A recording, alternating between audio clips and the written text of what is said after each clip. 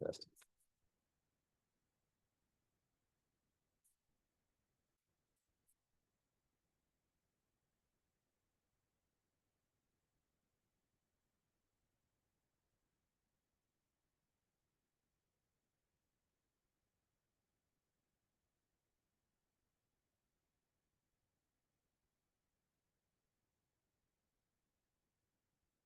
Morning.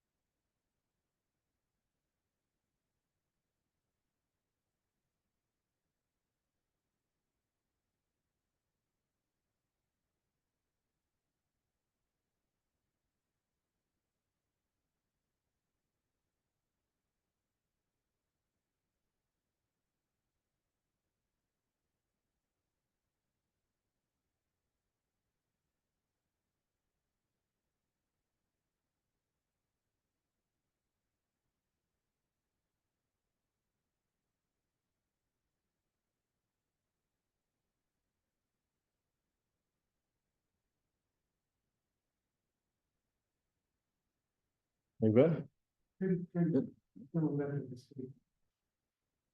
Good. There was some junk floating around for a while there. You went to a concert last week, week before or something? A couple of weeks ago, yeah. Was it good? It was pretty good. What was it? Skillet, I guess, was the headline. Nice.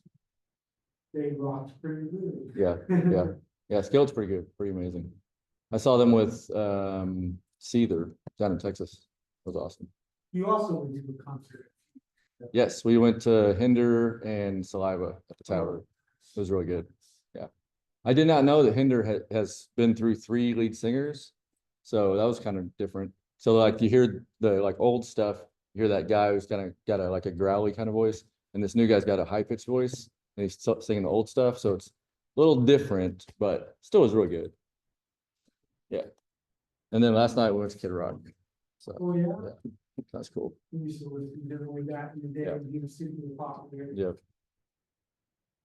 Yeah, that's pretty cool. They played a video. Trump was talking to the audience, like, thanks for coming to the Kid Rock concert. You know, this is the most patriotic crowd. It's pretty funny. I can't do a Trump impression. It's good times.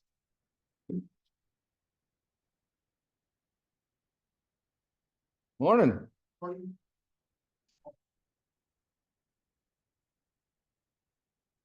Who else was it? It was Winter Jam, right? Yeah. Who else was there? Good question. Yeah. I mean, there were a lot of people there. My wife's more into it than we can take it. Oh, okay. Perfect. Yeah. Did they do like a bunch of worshipy kind of stuff, or was it? Yeah. Okay. We had this main thing. Oh, gotcha. Yeah. I didn't know anything about it Oh, okay. there, so when I found out, I was a little cautious about what it was gonna be. Yeah. We all the. Cool. And you know, with Skillet, you know, the hard rock type. Yeah. Great songs, can't understand what they're saying anyway. Right. The bass is so loud, we're jamming out so loud. Right. Yeah. I'm not a religious person, but it was, you know, really. Good. Yeah. It was actually really cool there, because since we wanted to work, we were in the lunch, like. Oh, the suite, or section, whatever. suite, Yeah, yeah. nice. So there was only a few people in the suite with us there, so it kind of felt pretty refreshing. Yeah, that's cool. Did you get food and everything? No, there was no food in the booth there, Oh, but, okay. you know, spend too much money on food and Right. souvenirs, that sort of thing. Yeah, yeah. I always like plastic, you know. food and Yeah, stuff like yeah. that. My wife always requires at least a t-shirt. So I know we're gonna spend at least $40 on something. So, yeah, we Oh, probably, yeah, my wife wanted still a t-shirt. yeah. Yeah. Nice. That's cool. So I'm not real big into like, I used to be more into the Christian rock stuff, but not so much anymore. It's more the grunge scene. But Lauren Dangle, my wife really likes a couple songs by her. So I don't know if she would be at the winter jam thing. There was a female country one, I don't remember what her name was, but that definitely could be. Yeah, maybe. Yeah. I'm not as much into music as I used to be, so I don't know all their names. Yeah, yeah. I hear you. But yeah, I mean, there was a wide variety of different music types. Nice. So,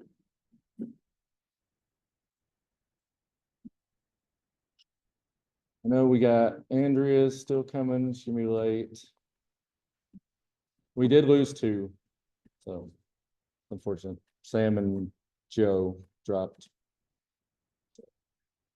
It happens. Typically between second and third, we lose people. We shall persist. Keep moving forward. So, Yeah, right. you guys sit there not knowing a dang thing, I'm paying for it, so I'm gonna sit there. I'm done paying for most of this, sit there and. What else? Don't give one a kid. Elderly, no more Ninja Turtles. So old man turtle shirt. I like Ninja Turtles. Well, the thing is though, you're getting all this knowledge, right? And you may not click right now, but it's gonna click. So, yeah. That's what I'm thinking. Yeah, yeah. If I sit there and stare blankly at my instructor, I'm already paying for it, so I'm Yeah, not with it. exactly. I got graduate with honors here, okay? Right. Get through it. The honor is there, yeah. Be honest. Yeah. Yeah. That's it. We have no valedictorian or anything like that. Yeah. I mean, if you wanna, everyone can make a speech you want to, you want to.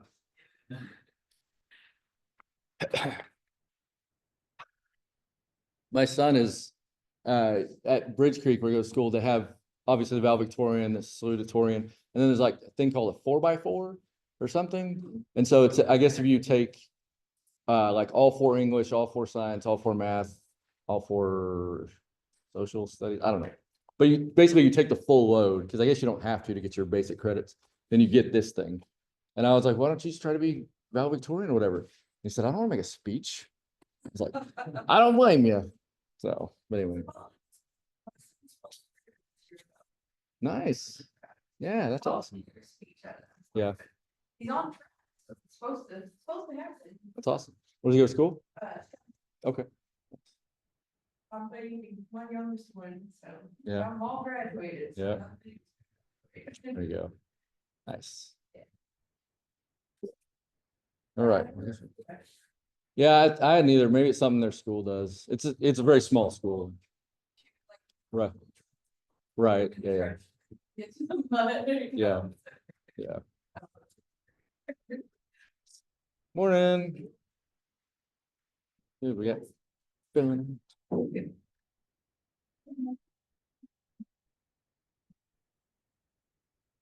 All right.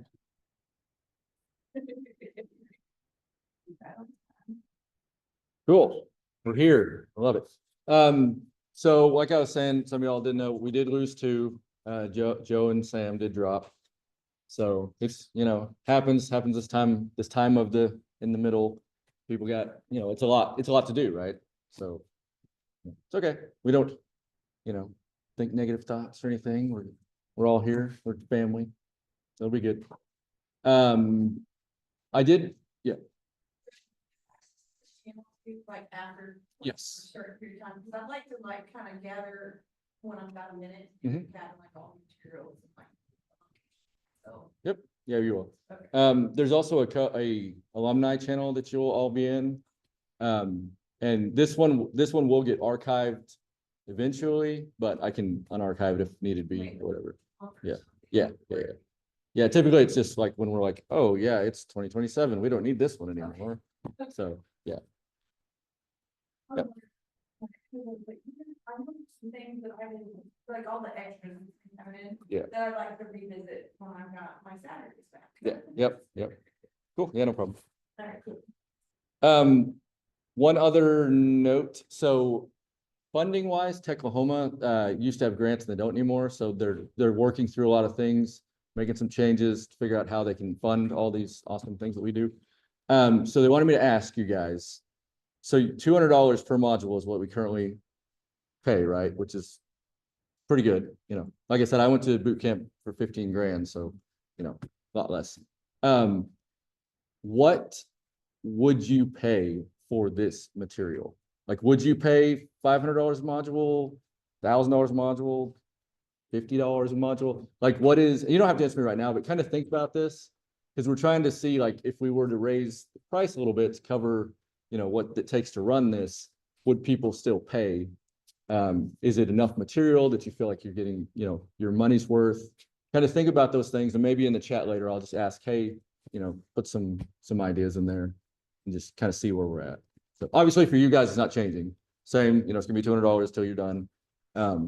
But for next year, there may be a change in that and maybe the way we do things, so. On that same note, Hmm? they're fundraising committee, so absolutely, you are welcome to help with those types of initiatives. If you've got ideas, how to help Oklahoma make more money to keep it sustainable for other people to enjoy the classes at the same price and things like that.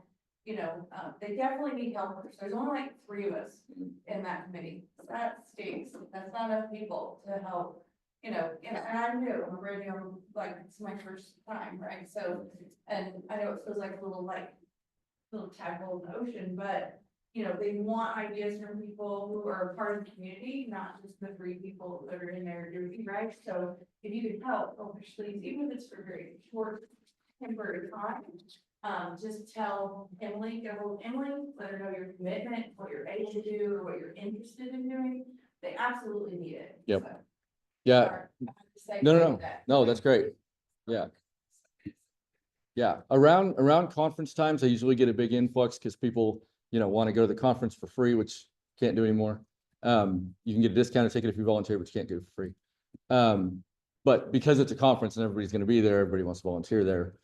And then, yeah, the rest of the year, people have lives and are, you know, like, don't really think about that, all the things that go on every day that it takes to do all this. So, yeah, definitely anything you can do to help is, yeah, super appreciated. So. Cool. All right, enough asking, now start telling. Questions on the pre-work? Was it way too much? Was it okay? It was a little bit? Okay. So, what's the history of E6? What did they choose? The E6 or ES6? So the ECMA scripts committee or whatever, the ES, they're the main folks that handle like the changes in JavaScript, and each language kind of has their own committee or whatever. So I think as technology grows, they try to do things, try to update it to like match better, right? So I think like one thing that came out with the 6 was the fetch method being standard, because it used to be you had to use a library to like Axios to go, you'd have to, you know, import the library, use that, and then go fetch whatever you want, you know, trying to get and bring it back. But now it's like built in, right? So so their whole thing is like, and I don't know I don't think duration is the right term, like the frequency that they do make changes, but that's kind of what it is. They just, you know, every however many years, they're like, let's update it. No, it's just the standards, really. Yeah. You'll learn eventually, not here, about TypeScript, which is a superset of JavaScript. So it's kind of like a language in a language, but it's more of a way to make JavaScript cleaner and maybe a little bit more strict-ish. But no, yeah, that's more of a standards thing than yeah. Welcome.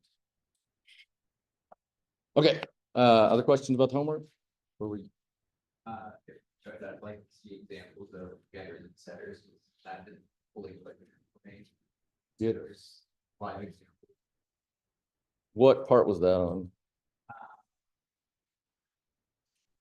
It was for control access to the top of that. Oh, I think I know what you're talking about. Let me see. Legacy.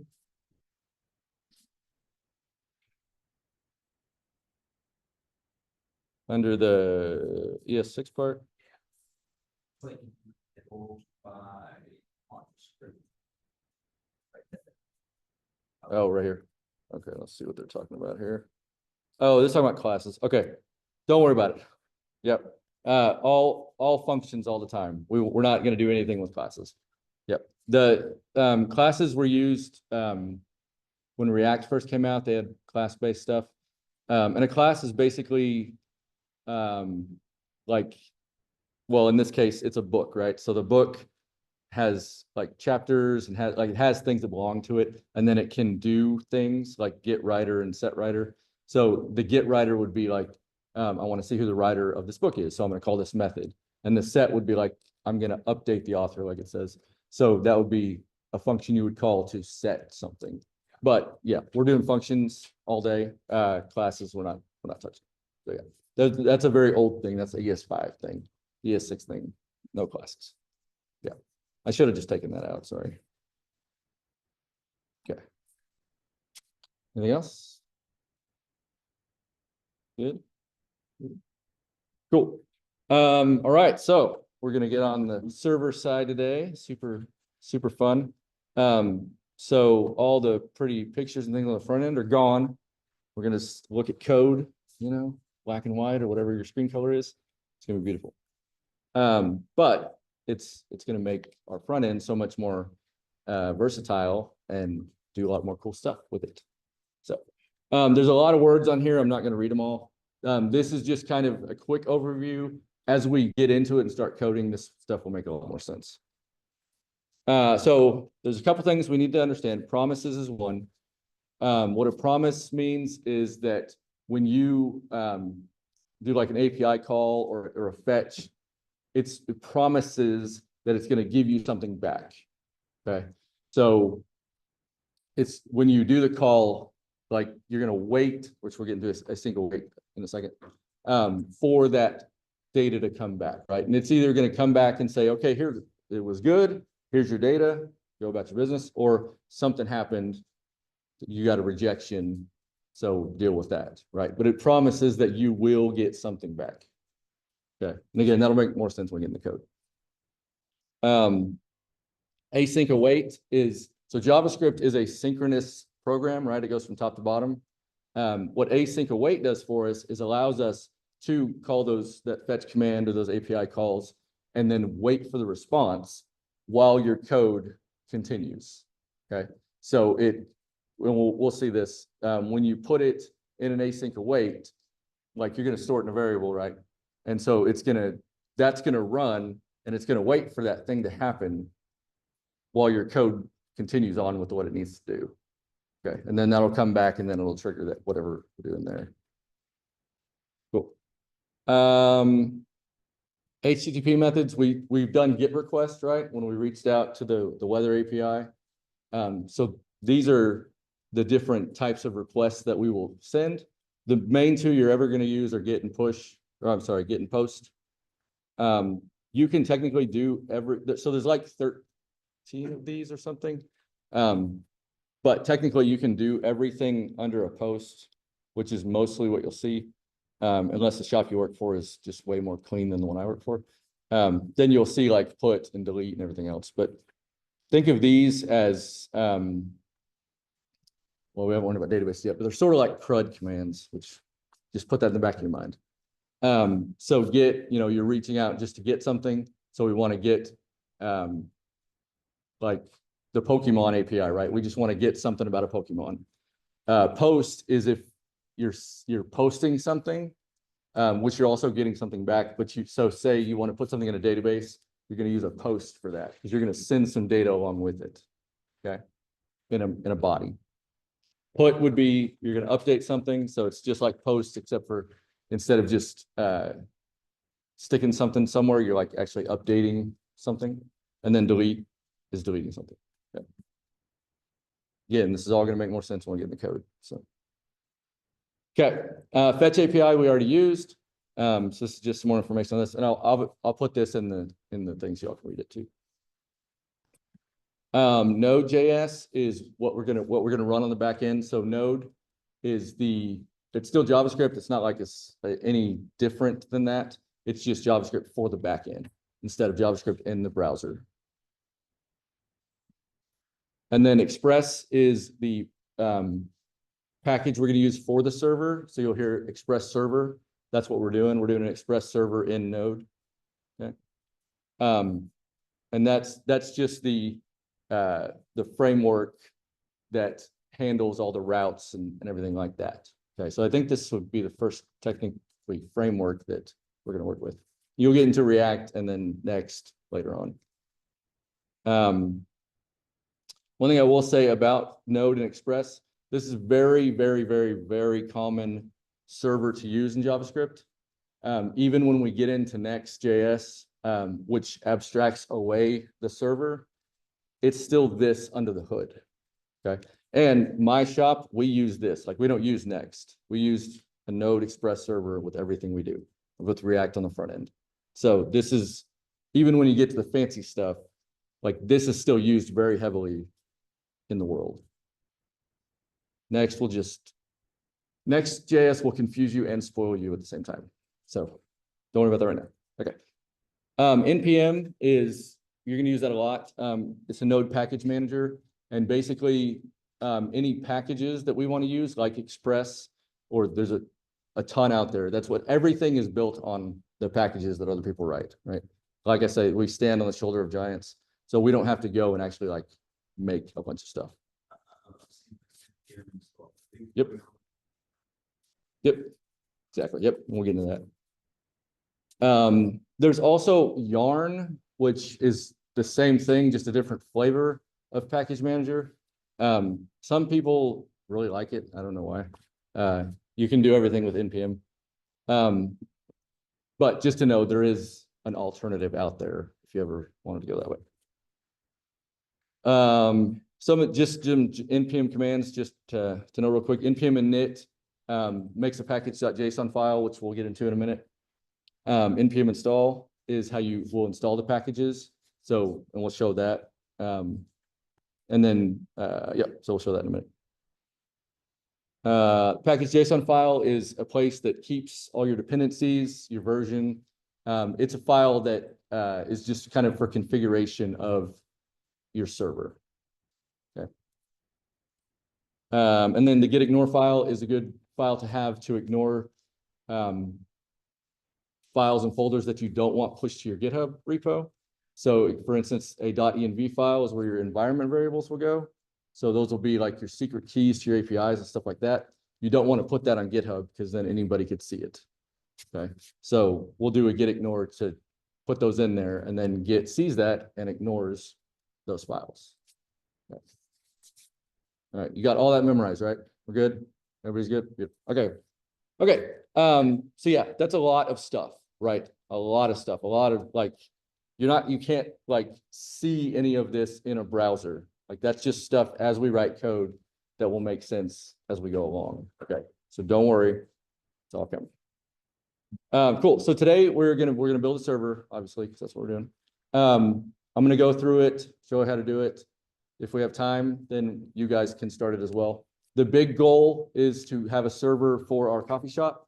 So that way we can run different things in it. And eventually, I think in the third week of this, we're going to get a database so we can go from our, our front end, talk to our server, get some data from our database, bring it back. Okay. So that's going to be our flow from here on out. Is front end's going to need something. It's gonna ask the server for it. Servers, if it's in the database, it's gonna get it from database. If it's an API, it's gonna get it from the API. It's gonna come back to server and then bring it back to us on the front end so we can do whatever it is we need to do with it. Easy. Cool. Okay. All right, cool.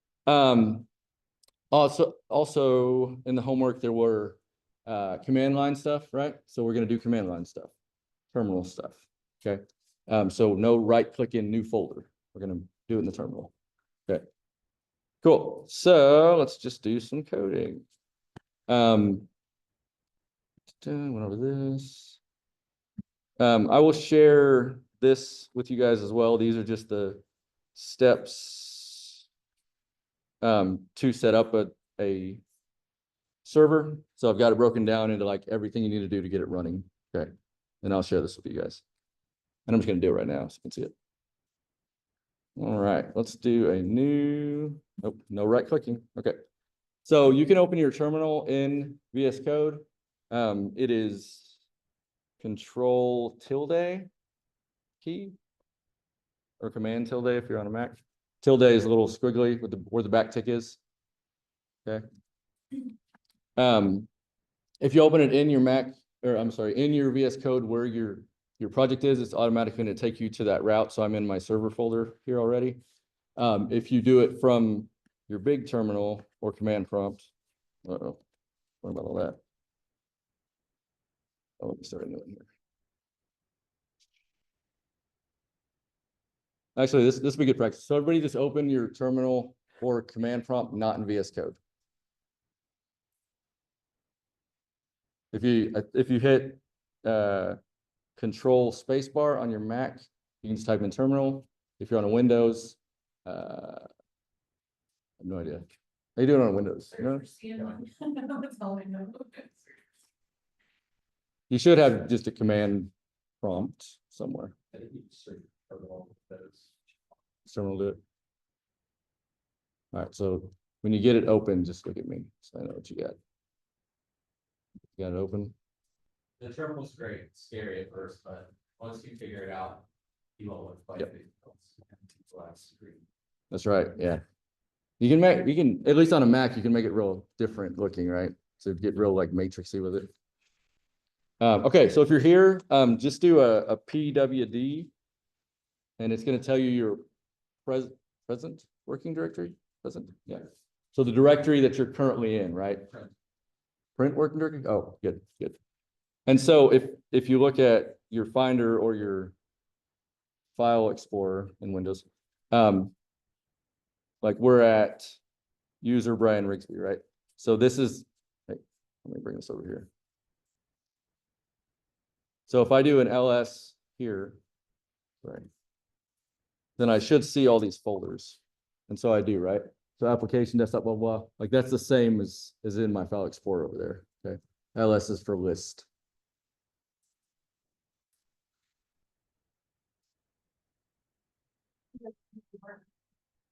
I got it's not recognized as internal or external command. Okay, you're on, command prompt. Oh, did anybody on the PowerShell? Right, yeah. We used, in the past, we've used, Git. What's it called, Git, Git bash, thank you. Oh, okay.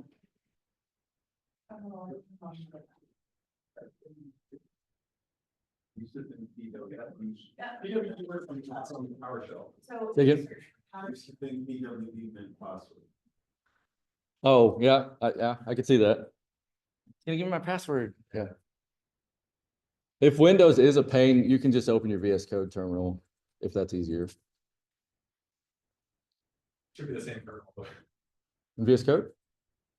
VS Code's terminal is the same as the Windows thing.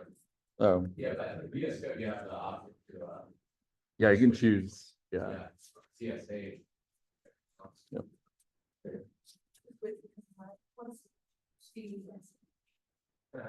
It's just different types of terminals. So if you look at over here on the other side, see it says ZHA server over there. Yeah, right there. ZSH, yeah. It's just different types of terminals. Like they have all these options. So you can do a bash terminal or whatever. Oh, I don't know what I did there. Get out of here. Okay. But when you hit command tilde or control tilde, it'll just open the right one. So you don't have to worry about it. If you want to use this guy. Did y'all figure it out in Windows? Yeah, PowerShell. Windows. PowerShell's good. Okay, cool. So let me go back here. All right, cool. So yeah, if you do LS, you should see, whichever on your deal there. So I'm gonna go, so let's so CD is change directory, right? So that's how we're gonna get. So what's that?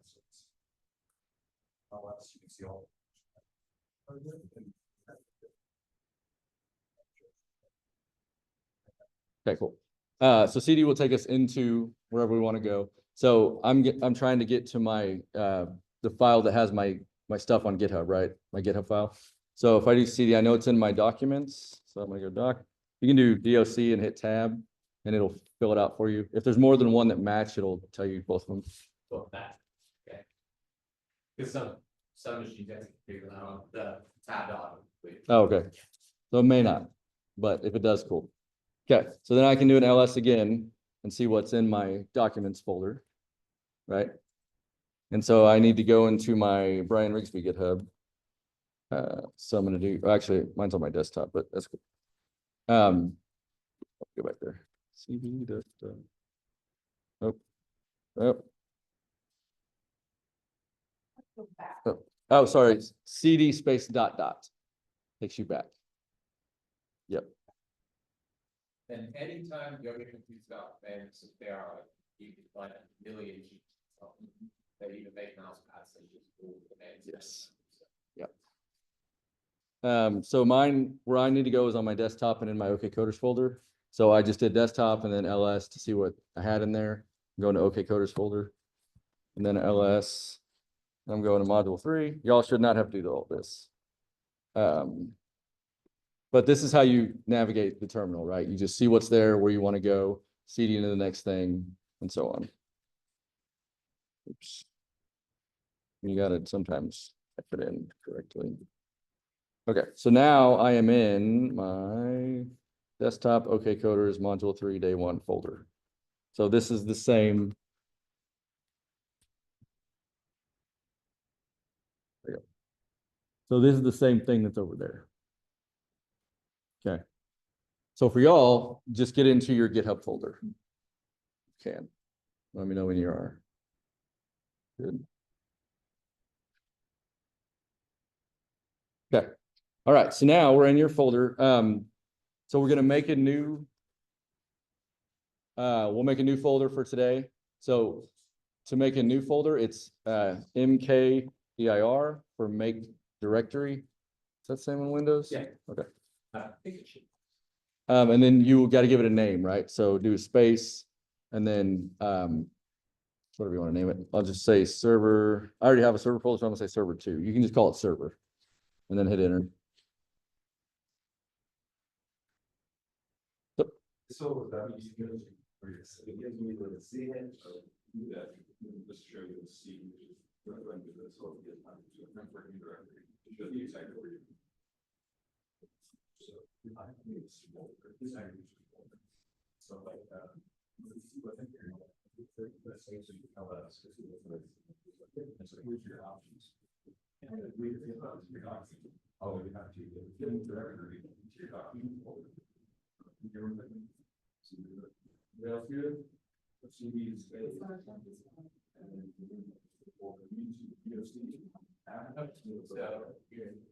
So just type in Alex.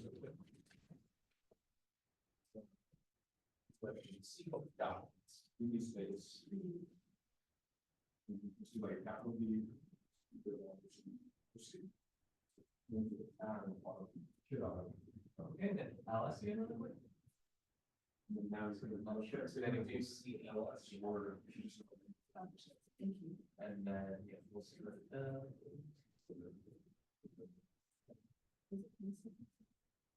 Yeah, yeah.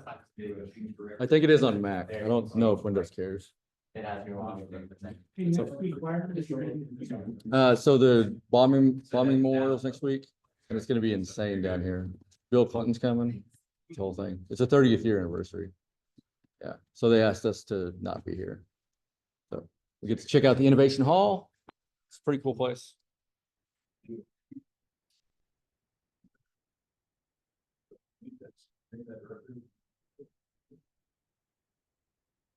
Everybody got the directory made?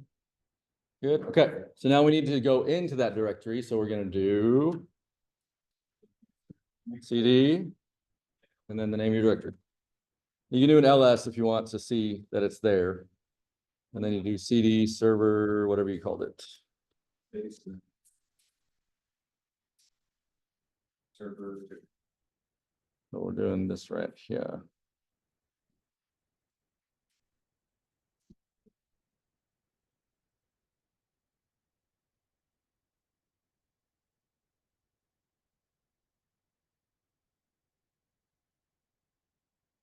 Yep, yeah, if you do LS and there's nothing there, then it's just gonna come back with blank on your next line, which is perfectly fine.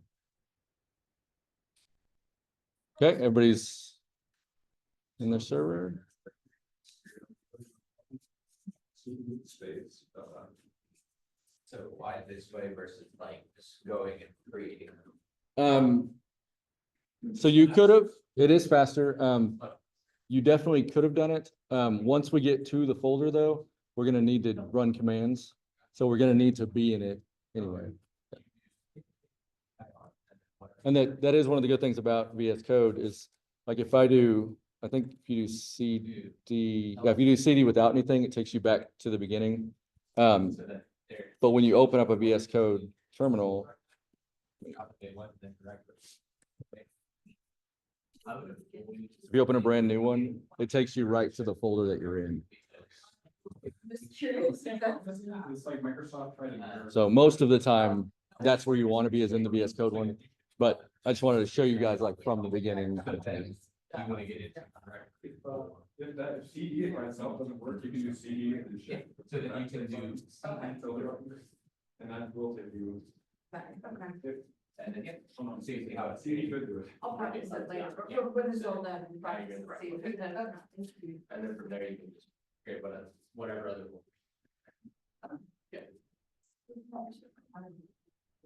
Oh, okay, fine. So it short, make, and then very. From also when, yeah. And then space, and you call it 31. Doesn't seem like I'd be crazy just to.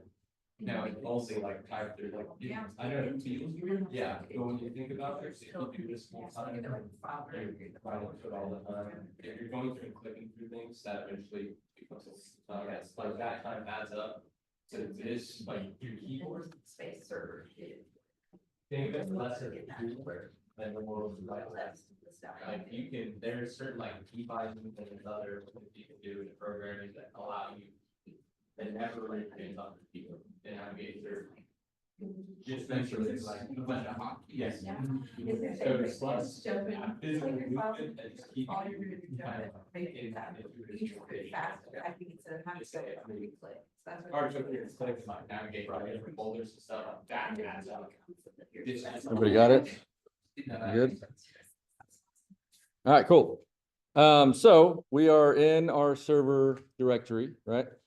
So now this is where we're actually going to start making our files and stuff. The first thing we're going to do is we're going to do npm init-y, which is going to look like this, -y. And what this is going to do is it is going to initialize our package JSON, right? So this is the first step to making our server is we need that package JSON. So when you hit that, you should see something pretty like this. That's the command that you'll see.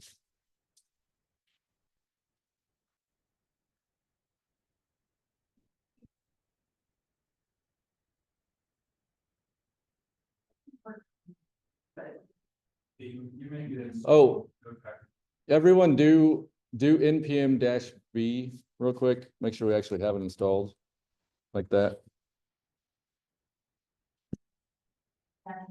Yep. Yeah, for version.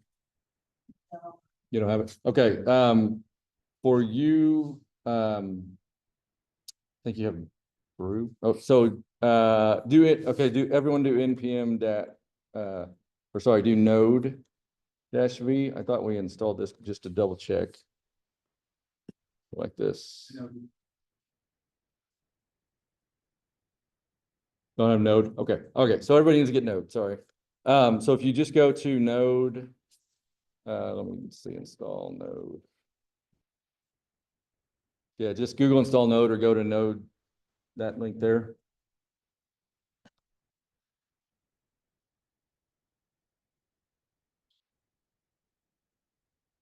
And then there should be, there's a Mac installer for y'all on Mac. So you can click that bad boy. If you're on Windows, it probably look different. Oh, let's see. Okay, there's a Windows installer too. Just change to Windows. And you got to choose what system you're running also to get the right one.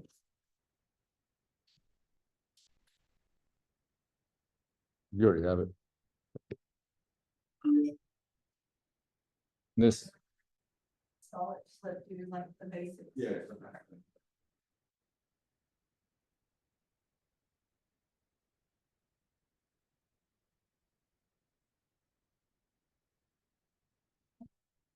Chocolatey automatically install, you have to see that. Do we want chocolatey? I mean, it sounds good though, right? Well, we did have an installer that worked on the Windows too, but, So yeah, no for now. it's probably not good. Okay. Or that sounds like it looks right line.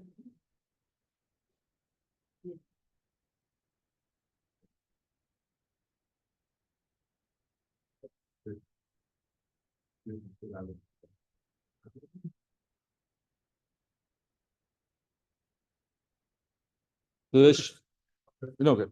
If you ever saw something like Node and you're on VS Code and you're trying to figure out why it's not working, sometimes you just have to restart VS Code for it to start working. Yep. So it may be the same with PowerShell, how to install it. Joe. Just shut it off. Oh, If it doesn't show it, then that should be, that should be on this side. Node should get you NPM as well. So once it's done, do the node dash V and the NPM dash V and make sure they're both there. If you try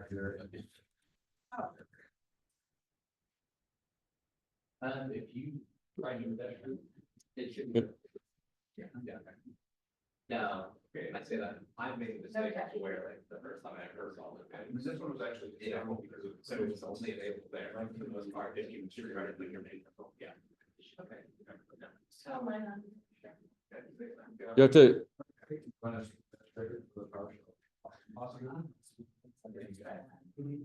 Have you restarted your PowerShell? Restart your PowerShell. Not to get finished. yeah, that works. We've noted the long songs, you know, yeah. Just to see if it's working. Yeah, you could be like a version. And then. So I'm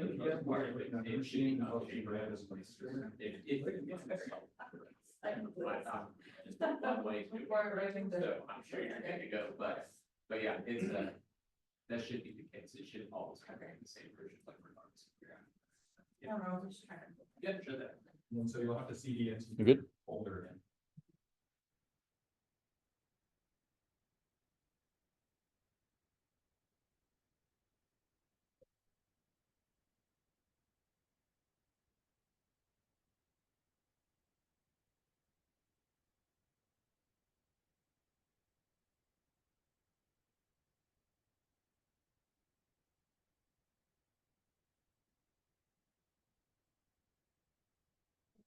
Find like my starting point. So back Hey. to PowerShell. PWD. Yes. I just dropped a cheat sheet in the Slack channel. Sweet.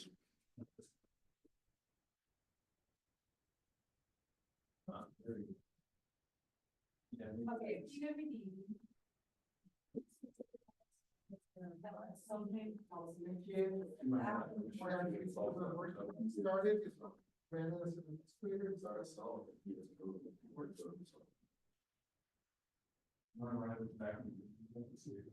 what options. Okay, you know, you just in the watch. When I do list, it shows me every time, so I need to go to my day. There's that place,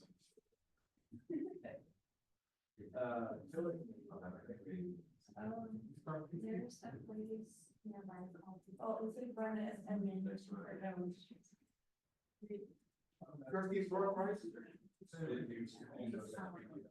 Yes. So you have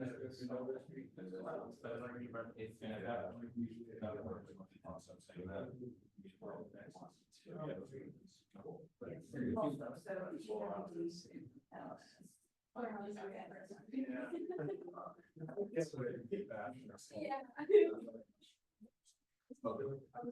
The node and it gave, yeah, but I. Yeah, so look at that, we could sort of there. That started now. PowerShell, is that we can like alter, you know, the. How to get one. Go to PowerShell, and then we get started, go to PowerShell, right click it and I'll just. Wherever you're doing it. But it might be actually good. We're waiting for doing something. Okay. I'm just thinking. You know, needs to be installed for that point.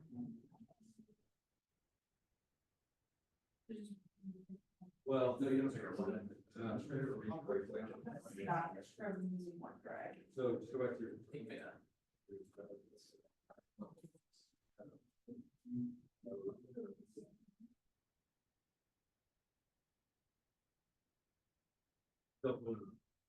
That's where I'm gonna get. We're gonna have to call later. But, okay, right. Okay. All right. Again, Sorry. try to be mindful of what we're doing. Yeah. Okay, I'll get straight to them and then after, maybe not me to move everything around, because I asked that for the whole, I would move it, because I kept going to the wrong folder, I didn't think it was in documents. Because that's where I created everything, but it actually came from the one drive, and I couldn't get, I didn't know how. to do it. So, okay, Okay. okay, Yeah, I think. well, I just like to make sure.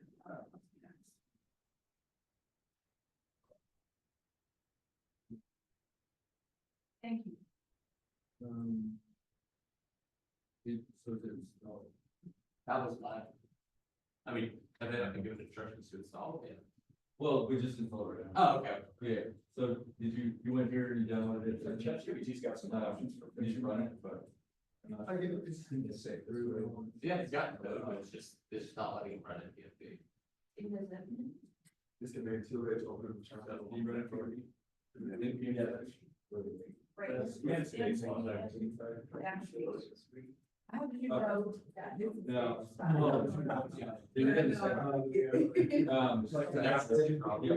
Yeah. Go.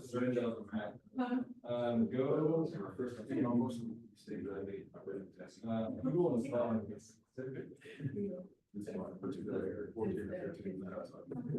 Run scripts is the state of law. So you try it in your.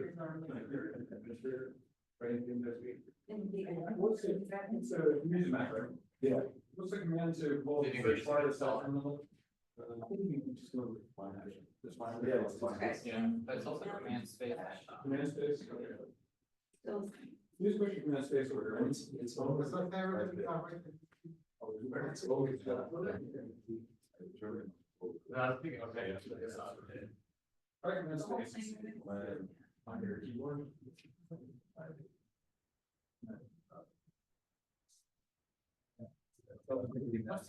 Even those are not S. Oh.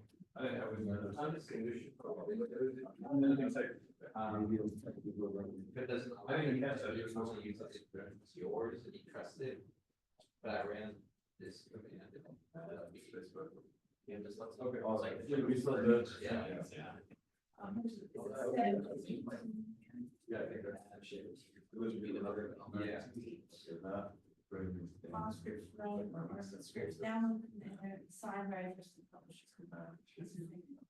The moral story is. That's what I've heard. Yeah, look at what we learned. So that is a great option for.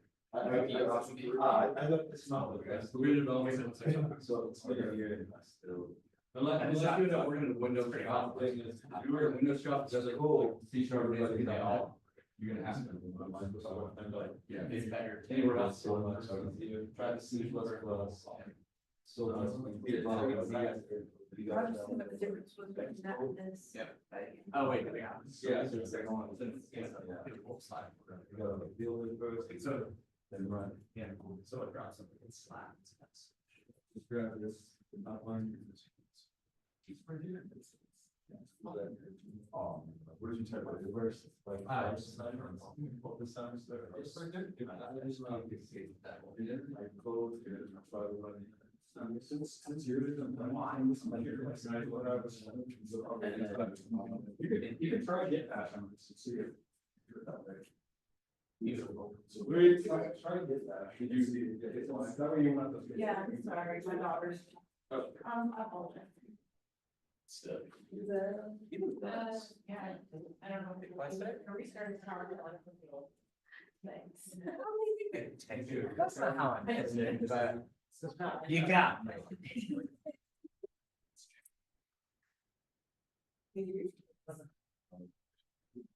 Your gold star. I don't feel comfortable.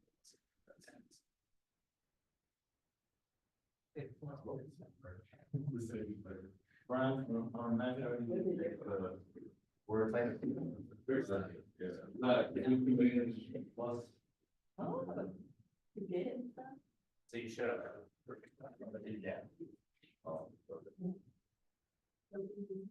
So this is very typical of development, like you'll be like, all right, I'm ready to code, and then you got all this crap to do before you can actually get to code. So, And this is our life. Yeah, yours was working. So.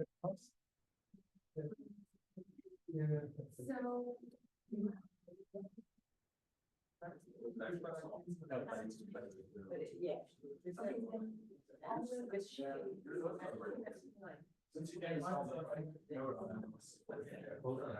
He's getting that big one where it's like, going back.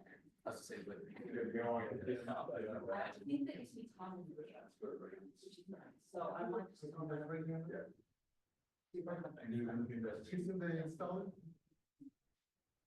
Exactly. Yeah, you're good. Right. Yes, right? I did yes to that policy too. Yeah. And now I've got all this, so, okay. It must be the one person. He was the one that helped me get hired. That's. Well, that's what it did. It don't count. About, I was like.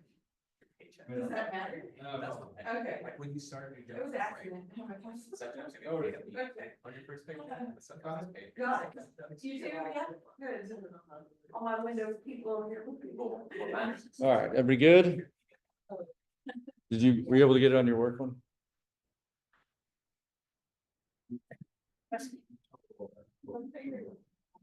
You, so you, come in.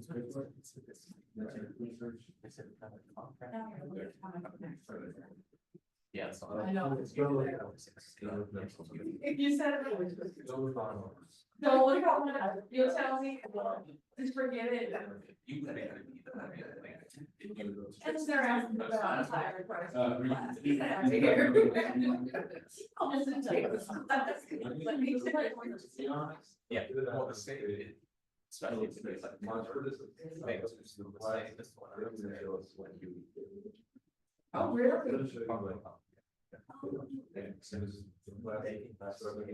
Figure it out. I'm learning more. And that's like, you're taking a college. Where do you go? Yeah, now this. So basically. So you know, good luck, buddy. Yeah, yeah. Oh, man. $500 a month. That's what I Yeah. said. Those funds with all insurance. Oh. So it's almost like you're making extra money. but you can't touch it. That's great. Nobody- Valuable, you're gonna make it out of this color. So like, my wife would say. like- It'll click. No, you'll see, it will, it's the lost. Our policy, like, well, we have to go down. So, like, if you're already. Yeah. We're seeing that just do. Like, I said, it should. No. I said, yeah, it's all out of here. Yeah, Sweet, Yes, I wrong. that's great. Hey, that's something that they would like a testimonial for, I'm sure, so you can make sure to give that testimonial to Emily. But I get. It is I good. get the situation bill. Good help me put it out. I love that. Yeah, once we get all of our 5 page, yeah, like we start supporting the modules. I'll send you. All right, everybody's got a server folder created with that far server directory? Cool, okay, now we're gonna do the npm init-y. This should work now.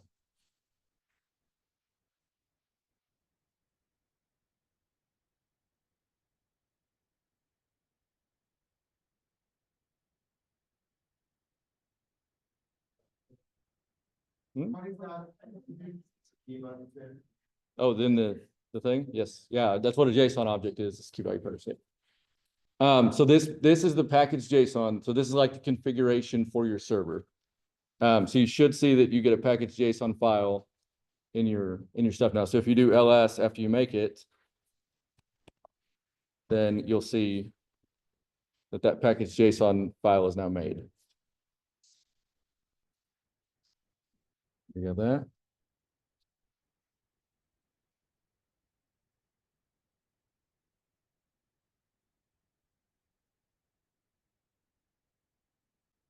Okay, so now we can open up our VS Code.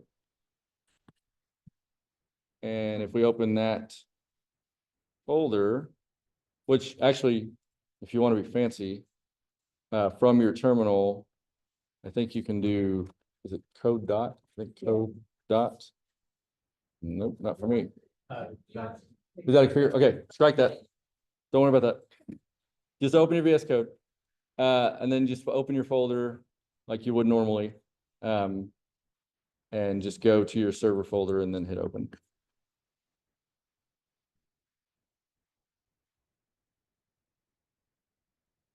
You should see your package JSON in that folder.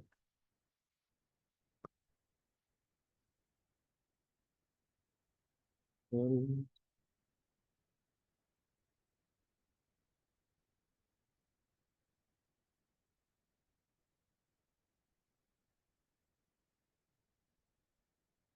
seeing it?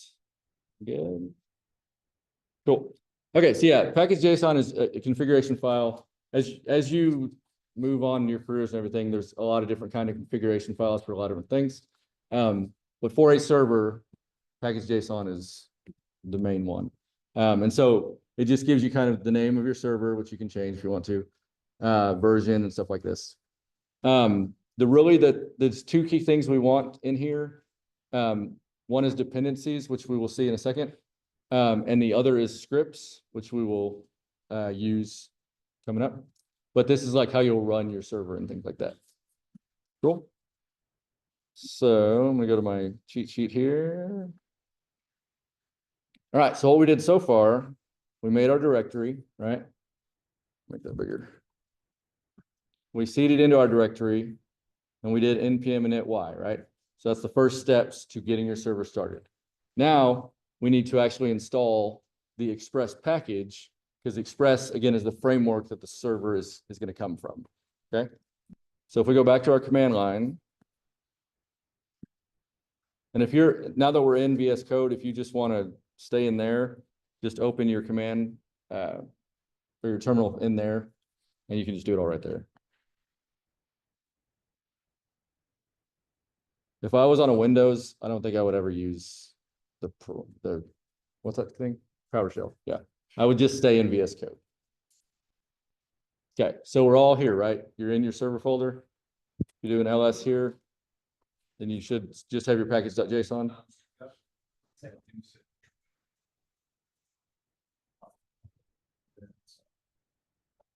When you open my. You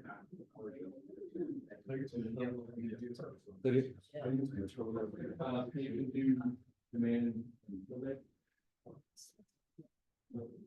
need to have some familiarity with the, like, it's probably navigating stuff.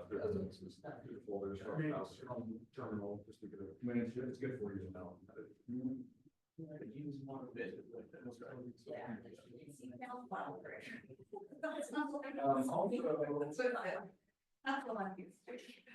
You can also, on code, you can just go up to terminal and new terminal also.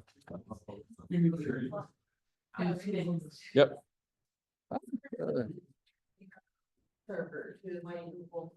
Yeah, it does. Gives you a little shortcut right there. Yeah, this server lives on your computer. Like we're not accessing anything anywhere else. Okay, right here. Yeah. You will do this again a lot. Yes. Yes. Yeah. Yeah, you definitely, like anything you develop, especially if it's something like you're doing yourself, you're gonna do it this way initially, and then eventually you'll put it on a cloud server somewhere, so it can be accessed.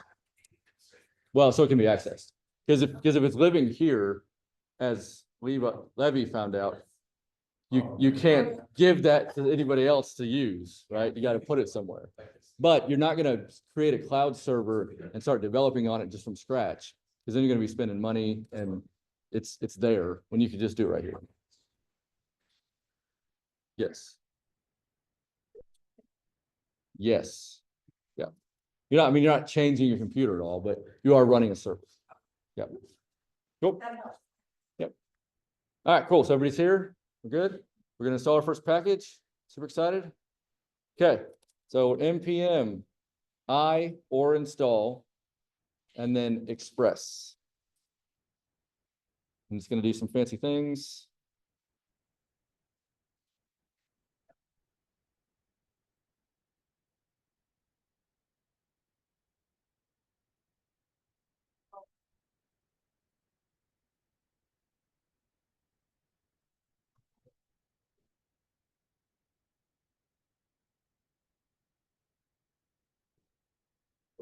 Yeah. You could also just go to terminal at the top and go to new terminal if you don't want to do that.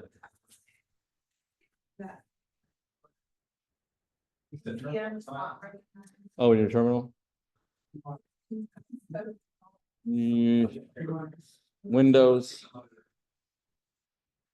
Yeah, you might have to do it from PowerShell. I haven't started VS Code since you. That's yep. It's a good point as well. Maybe that'll work. We need to all take up a fund so everyone can buy a Mac. Maybe we should rent Macs. Write it down. Probably still couldn't afford it. Yeah.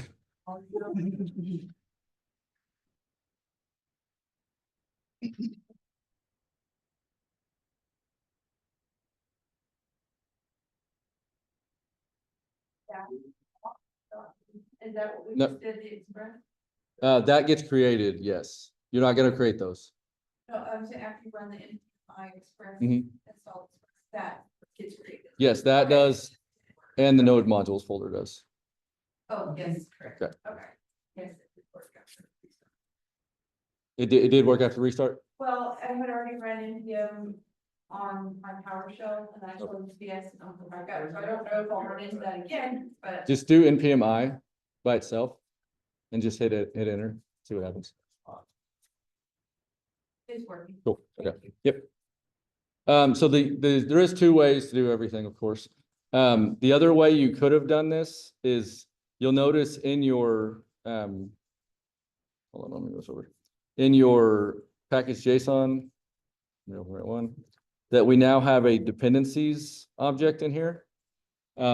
You can manually create that and put the different packages you want here. And then if you do npm install with nothing else, it's gonna look in your package JSON for those packages and install them. So you don't have to do them one by one. However, you do have to know the version that you want to install. So A lot of times it's much easier just do npm install express, whatever. And you can also install multiple things. So npm install express space, whatever, space, whatever, space, whatever at the same time. So just FYI. So that's what happened. When we did the npm install express, this dependency got created in our package JSON. So it knows the dependency it needs to get. The package JSON lock was created, package lock JSON, which you don't have to worry about that. It's just kind of, it locks in like your dependencies at a specific point in time, I guess. And then the node modules folder was created, which you'll notice that this thing is huge. And this is just all that things the packages bring in. Which leads us to our gitignore file. You do not want to upload your node modules folders to your GitHub because they're huge. Okay, and if somebody goes to clone it, or if you need to clone it on a different machine or whatever, it's going to take 700 years to do. Not really, but it does take a long time. So we'll go ahead and create a gitignore file. If you want to right click and make it this way, it's fine since we're in here, but you could also just do it in your terminal. So if you want to do it in your terminal, let's just ls, make sure we're in the right spot, which we are. And it's to make a file, we haven't been over this yet. You have to do, I think it's different on Windows. It's not touch, is it? Okay, on a Mac, it's touch, which is weird, space, and then it's .git ignore. Okay.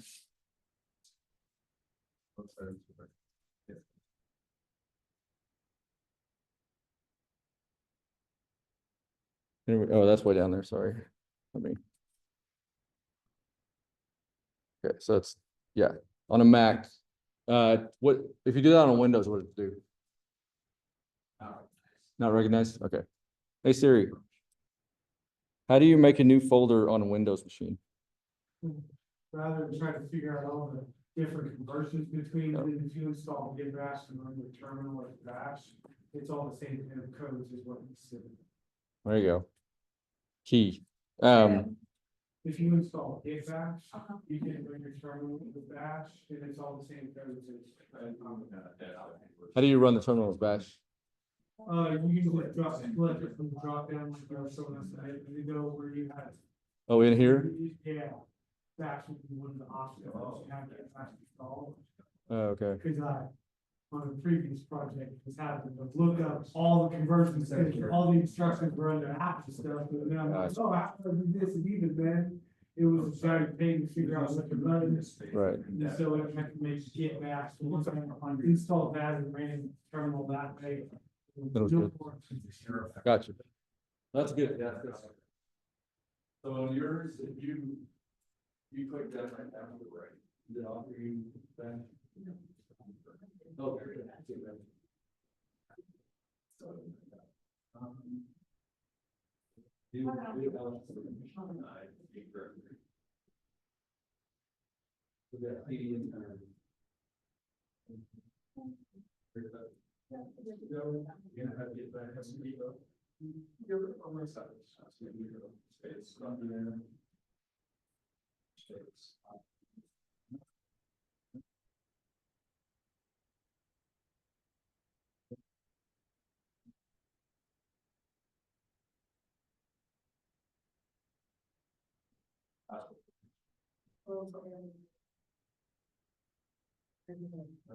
That's you do try to make it closer to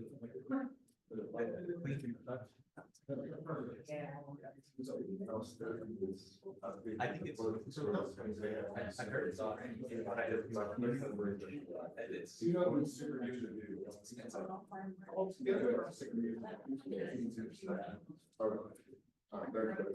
I got the fragment.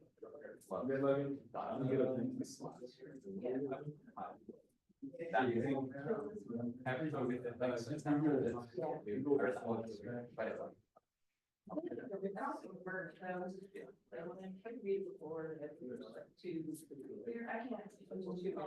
There's like the mid section where they start down algorithms and. Like they go to something like that.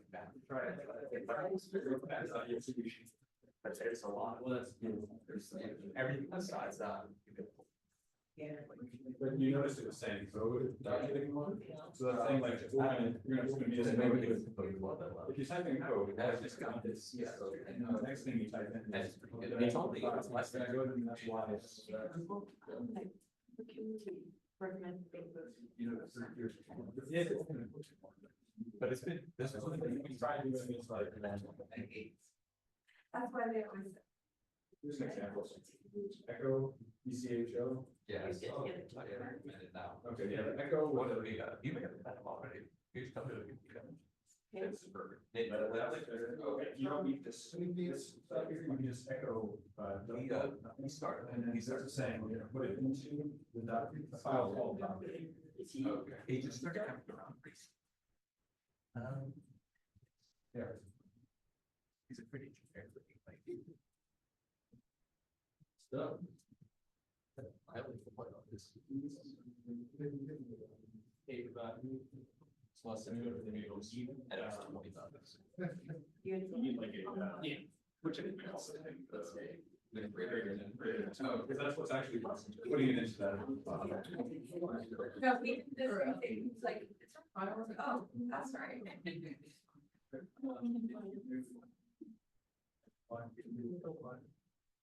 We go. Actually, I have a great question for Conrad, so, for moving, so directory into the directory with the same chief. Or is it something else? It was just the directories that.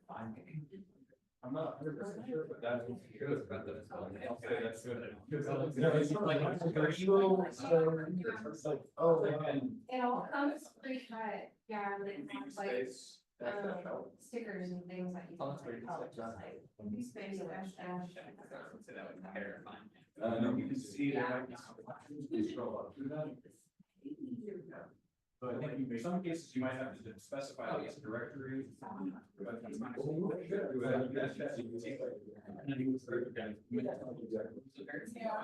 So this. Yeah, should we? Yeah. I saw that swing of things. We're trying to figure out. Maybe he's gonna tell us, because we're gonna put no laundry in place. Should just be able to. We installed it for us, and the rest got installed. It was actually, but all, everything, there was a lot of. Yeah.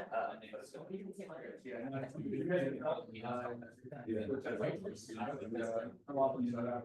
As far as like the summary. You read everything.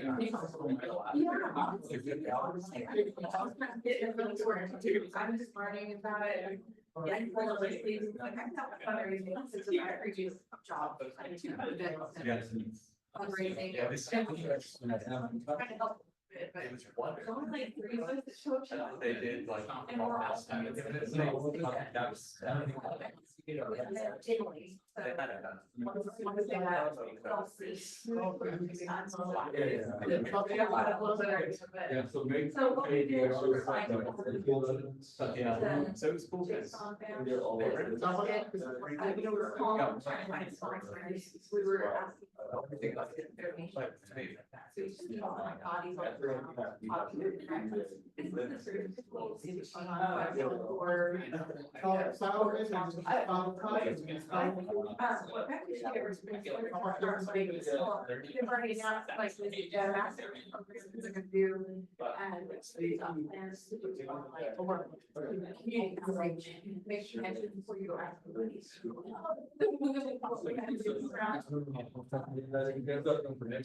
Oh, Windows, computers. It happens every. Yeah.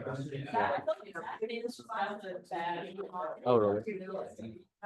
But he did that, like, it Yeah. was. Yeah. Yeah. And then when it really gets fun, I mean, it's really, when we used to get. Yeah. Yeah, we're not doing that.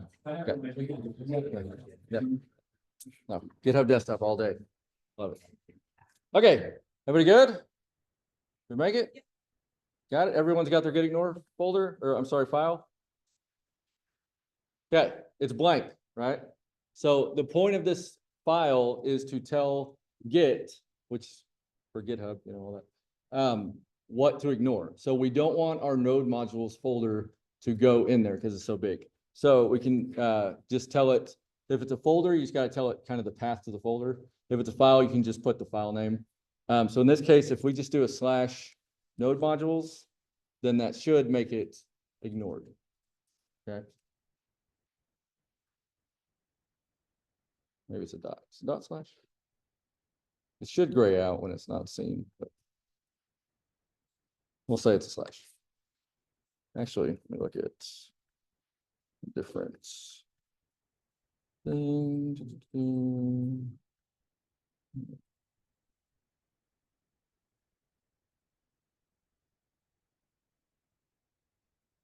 Yeah, just / node modules. Yeah. Cool. You won't notice anything right now with that. But whenever you do go to GitHub desktop and go to put it in, you'll see that node modules won't show up in there at all. You'll see your get ignore file because that's what tells it what to ignore, but it won't show up in there. And this is like, you don't have to focus super hard on this right now, but this is just how it works. I've always seen that if they comment, it's over. Yeah. Now you know, yeah, it's good. Okay, cool. Say it again. Yep, yeah. Yeah, anytime you want to make a new file, you'll say touch and then whatever the file name is. Anytime you want to make a new folder, make directory mkdir and then the folder name or directory name. Directory and folder, the same thing.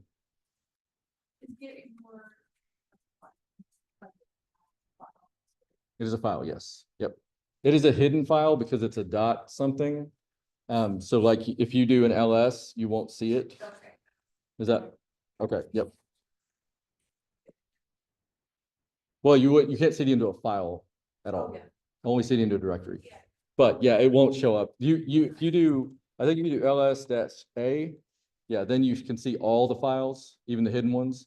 So you can see, oh, you can't see. You can see at that point, it shows me everything. What is that? All. Yeah. It hides a lot of files that you don't need to see whatever you from the Yeah. basically, because there's a lot that you don't see. Yeah. You gotta remember we're in the terminal, so we're seeing everything. Yeah. So when you wanna see everything, you have to be basically Explicit. backspace.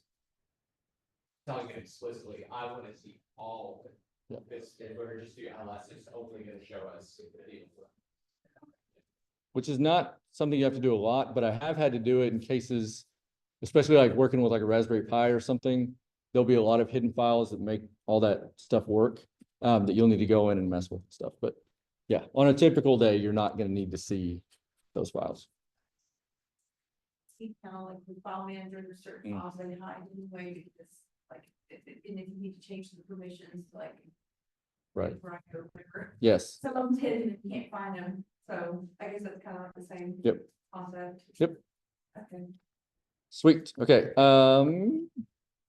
Okay. So we have a package JSON. We have installed our server, our Express server. We have a get ignore. We have node modules. Wonderful. Oh, let me show you just so you can see. Let's see. Let me do. Well, so if you just go to NPM, the actual NPM home, like this is where all those packages come from, right? This is the repository library of packages. So you can search, like say you wanted to, I don't know, let's just do time. If you wanted a package to help with time, like there's 1,000+ packages, and these are all different, they all do different things. So like, let's say like reading time. So this package helps you estimate how long an article will take to read, right? So you could use this package in your application and then figure out how long it takes to read. And so it tells you how to install it. So you'll see npm install and then the name of the article, or not the article, the package. And then sometimes it'll come with little flags. If you ever see a -- something, that means it's a flag.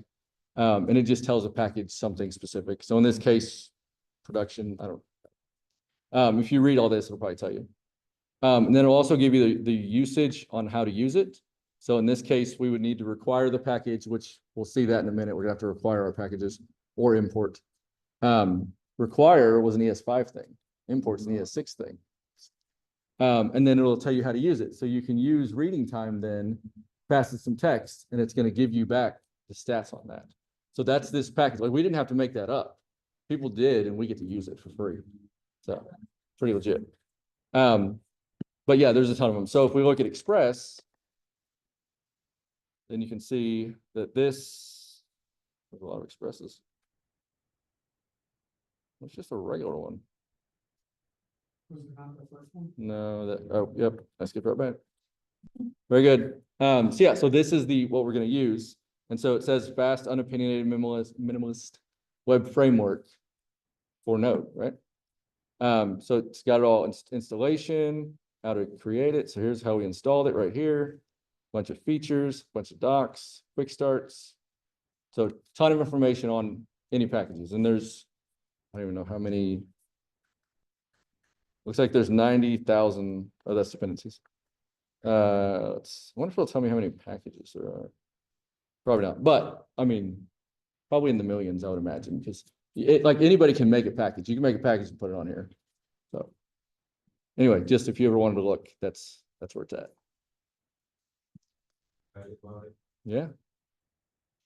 And there's tutorials out there that can help you like make a package and put it up there. I put one in there one time. It's stupid, but it's pretty cool. What you should, and that's a good point. If you're going to use a package, yes, but let me go there. JS.com.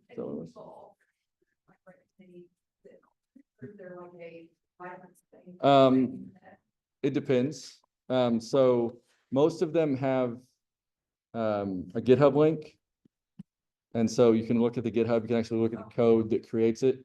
And then you could you could fork it, right? And then just do whatever you want with it. If there's a problem and you want to try to fix it in there, you could do a pull request to say, hey, I fixed your problem. Do you want to use it? It's a big community thing, right? It's pretty cool.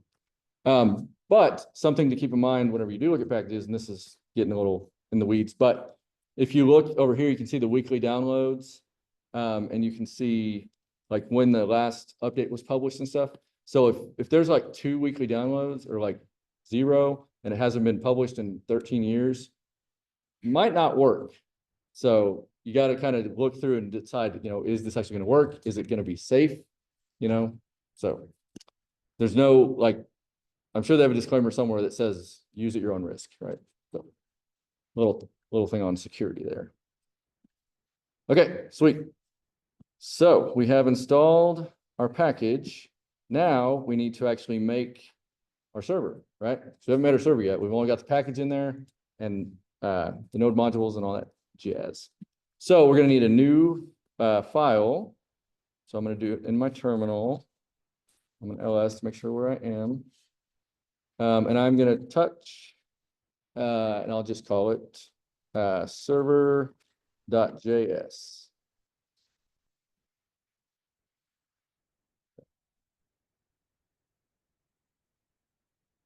Scroll up.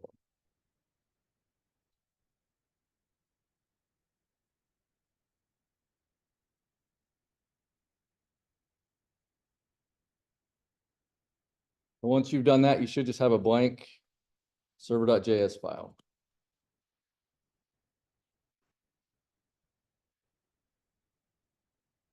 Good. Cool. All right. So at this point, if we didn't know how to,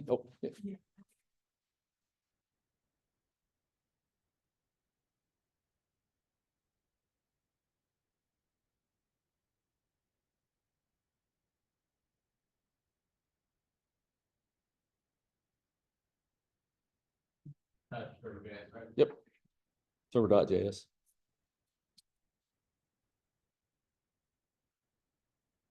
When you do make a file, you do need to make sure you give it the file extension, right? Except in the case for a get ignore file, it's .get ignore. Good? Cool. All right. So at this point, if we didn't know how to use the package, we would go to NPM, look it up, figure out how to use it. Since I have my cheat sheet already, I'm just gonna use it. So I'll paste this in You know, what? Nope, we're gonna write it out one by one. Nope, I'm gonna paste it in. Then we'll talk about it. I'll put it in the Slack here real quick in our channel. Or I mean, our class thread here. Okay, so yeah, go in the class thread, grab that code, paste it in your server.js file. Make it look pretty.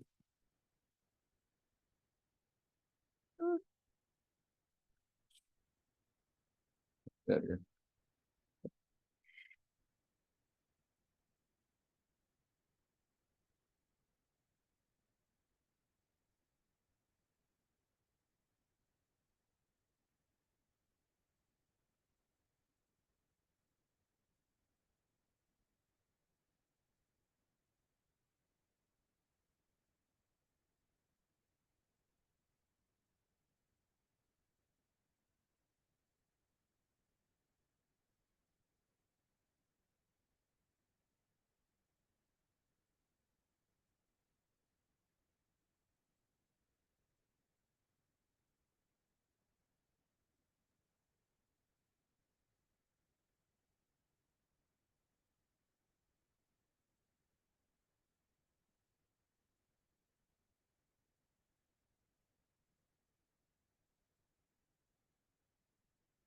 Cool. So once you have it in there, then we'll kind of go through the steps here. So on the top of your JS files, we're going to do a lot of importing and requiring from here on out, especially when you get into React and Next.js. So all your imports and requires will be at the top. So in this case, the only one we have to require is our Express, right? So what we're doing is we're requiring from Express, which tells it to look at that package JSON, look at those node modules, get that thing, right? And we need to set it to a variable so that we have an instance of it that we can mess with. Okay, so that's all this line does is just say, hey, I want this and I want to store it here in this variable so that I can do stuff with it. Okay, so think about it kind of like document, right? Like we didn't have to import document, but we're using that document to then do stuff, right? So in this case, we're using the Express server, the Express package to do stuff. Okay. The next line, we are instantiating that instance. So we're calling the method of Express and saving it in our app variable. Okay. This is pretty standard with things that you import. You got to require it or import it, and then actually get an instantiated instance of it. Okay. So don't good. Instantiate. Somebody's stuff. Am I wrong? I'm already getting word. Oh, No. instantiate. I don't know. Yeah. Instantiate. Yep. It just means make. Make an instance of. Sorry. It's Big words. sorry. Yeah. So it's just like make a new instance, right? Okay. That's what we're doing. Yeah. So yeah, and we're gonna save that in our app variable. So now our app variable, we can start doing stuff with. And what that gives us is a way to make routes and a way to make the server happen. Okay. Routes are what our front end is going to fetch. So just like we did with the weather API and the Pokemon API, we're creating an API basically that we can fetch from, right? That's what our server's for. Port is going to be where it's going to run on a computer. So the server that we're running on our computer is going to be at port 3000. So the rest of our computer is the same. Nothing wrong with it. 3000 is where we're going to go and look for this server at. Okay. So if you, it's a real number, but no. For the most part, yes. 3000, 2001 are very common. What did I do the other day? I did something, I think it was with a Pi or something, and it said in the documentation, use 5988 or something like that. So I used that one. but it doesn't matter. They're all the same. But sometimes you'll have something running on a port. And so you can't use it because being ran, and it'll tell you, it'll say, hey, I can't use support. But yeah, locally, 3,000 is very common. Like 1 to 5,000.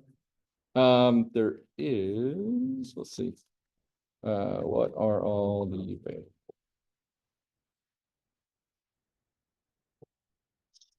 See what that says. This is gonna give me something about ships. Nope. There are 65,535 available ports. Let's see, it says ports 0 through 123 are well-known standard ports for system services. And then 1,000 to 49 are registered ports. Yeah. Oh yeah, here you go. So these examples, like these ports are specifically used for stuff already, so you won't want to do that. But normally 3,000 and up are pretty available. And again, it'll tell you if it's being used. Mhm. Like 509 or 145 or. Right. Like it's like the standard system. Mhm. Is that like incoming and out, once that's our server incoming in and going out, is that what we're saying? Is that what that is? For the route you're hitting, yes. Yeah.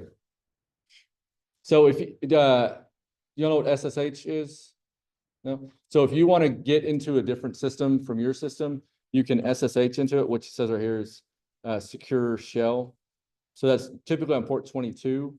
So you would put like the IP address of the computer you're trying to get into or whatever you're trying to get into, and then :22. And that would tell it, I'm going into this system, port 22. So that's the door I want it takes to get in. Yeah. And you can set up like permissions and things on your ports. So you could say, oh, if it's, you know, this guy, I don't want him here or whatever, don't let him in. Cool. But yeah, for locally developing 3,000, 2001 are typically very, very good. Okay. Just a side note on environment variables, whenever you're putting your code wherever you're going to put it, your port number might be something you don't want to exposed or something that you might change sometimes. So this is a good example of an environment variable. So in your guy here, if you want to do a new file, you can do a .env, and then we could put our port over here, like this, and I'll go over show you this in just a second. But then over here, we could use that environment variable instead of the port down here. We're gonna have to install another package to do that, so we won't do it right now. But that's an example of like those files you would keep and you would ignore the env file, so you don't put it on your GitHub, and then you would pass it in as an env file instead of like the actual value of it. Okay, just a little tidbit on that. Don't worry about that too much. I'll just kill this guy for now, so we won't be confused. Whoa, not that guy. Okay, cool. So yeah, so we have the app, we have the server, we have the port. So now we're going to make a route, right? Well, we'll make a route in a second. The last thing you need to make it run is you need to actually start the server to listen, right? Because it needs to be listening at that port to say, oh, okay, somebody's requesting me. So at the bottom, we have this app.listen, and this is where you pass it the port. So in this case, we're the variable, right? So it's 3,000 that we're passing it. And then it'll log server running at, in this case, localhost, right, is our machine, and then the port number. So if I were to run this, we'll get into that in a second. But you can see it says, probably can't see right there. Server is running at localhost 3,000, right? And so if I go to my browser and I go in here. Okay. If I go to localhost, colon 3,000, then I'm gonna get a hello world. Okay. The reason is because of our route. So see this route right here is that the slash route Slash, so that means it's at localhost slash, right? And it's doing a res.send, so it's responding with just hello world. Okay.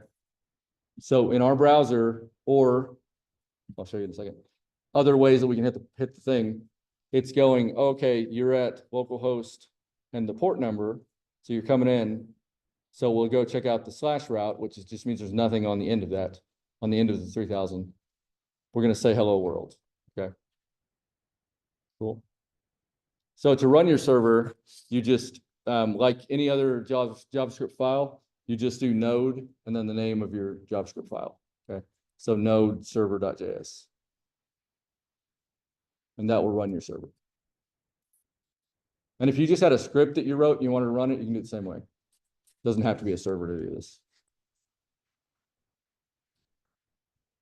Did I lose anyone on that? Kind of jumped through that a little bit.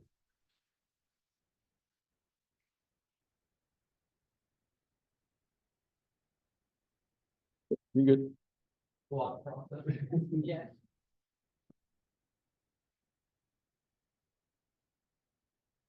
This is key to understanding the flow of how like the data moves.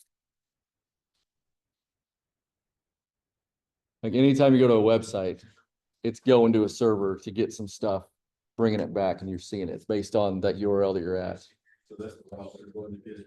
Yep. Oh. And then Yeah. it brings it back, then it's. That's the number. So that's the route. And then down there, listen to what. The listening, so when you start the server, it's gonna listen. So you see right here, it says server running at route or at localhost 3000. So it's console logging this right here. And so, and you notice in the terminal that like it didn't go back to the Brian Rigsby Mac. It's like just sitting there. So the server is running right now. So when it, like if it wasn't running, it would look like this, right? Like just my command prompt, if you will. But when it's running, like it's just waiting now. It's running, just waiting to hear stuff come in. Did y'all hear that? Nope. Yep. So when the server is running, you're not going to see your command prompt. You're just going to see if you're console logging this server is running, right? So you can't do anything to the server right now because it's running. If you can do Command C or Control C, will kill it. Don't do your trash can because then you're gonna have to CD back into your stuff all the time. Up here. Yeah, just Command C or Control C will kill it and you'll go back to where you can type stuff. When it's running, if you type stuff, like it doesn't do anything, right? So if you need to install another package, you update your code, whatever. Every time you update your code, you need to restart your server. Okay. Command C to kill it, and then node server.js to run it again. Okay. Did everyone run their server? Did you go to localhost/3000? Perfect. Yes, it's beautiful. Mhm. Following what you were saying. Yep. And it's gonna be nothing other than manage. Right. Yep. But then, you say, run your server, go to the. Yep. So it's not good to see it. Cool. So if we, let's go, so go to your slash route here, and let's just copy this whole thing and duplicate it. So just make a new route is what we're doing.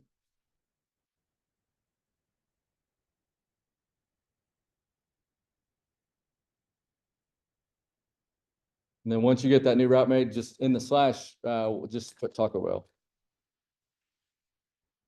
And then change hello world to hello Taco Bell.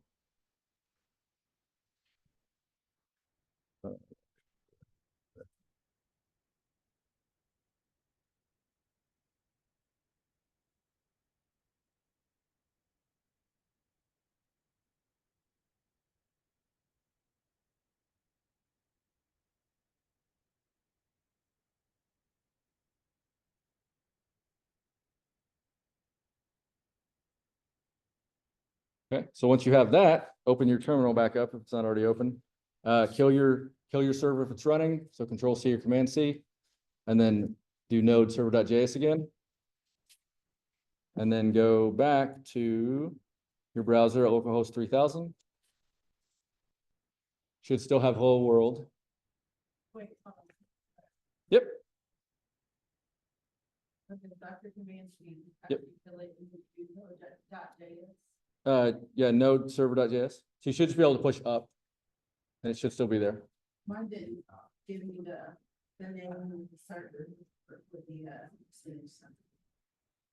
When you ran it, you did node server.js.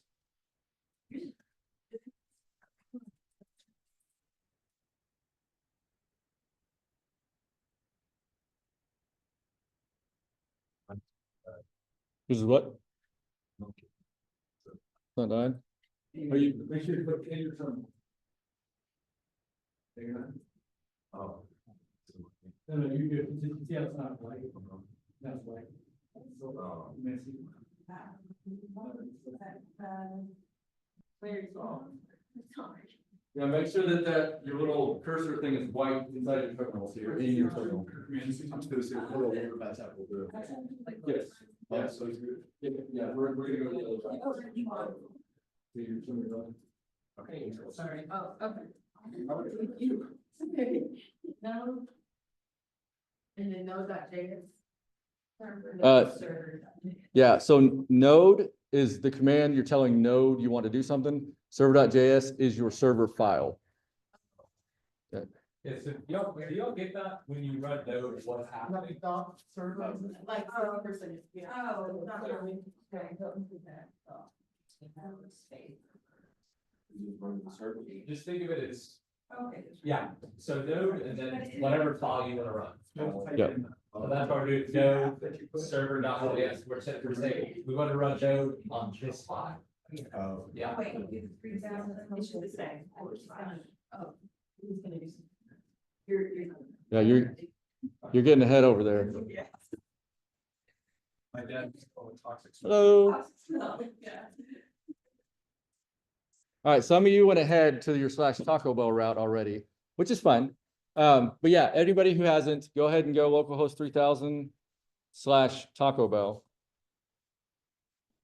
And you should see hello Taco Bell.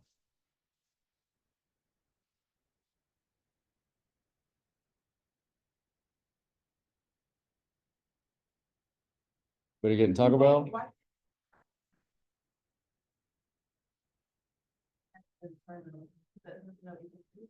Why did what not do on me? So it's not like the live server, so it's not going to automatically pop up anything. And we had to go to the actual /Taco Bell route because that's the route we gave it in our server here.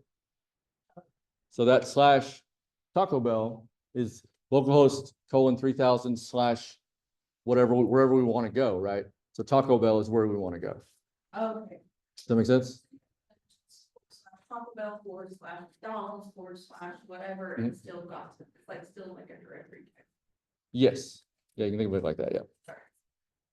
But it would need to match your URL in your browser would need to match what you have here. Right.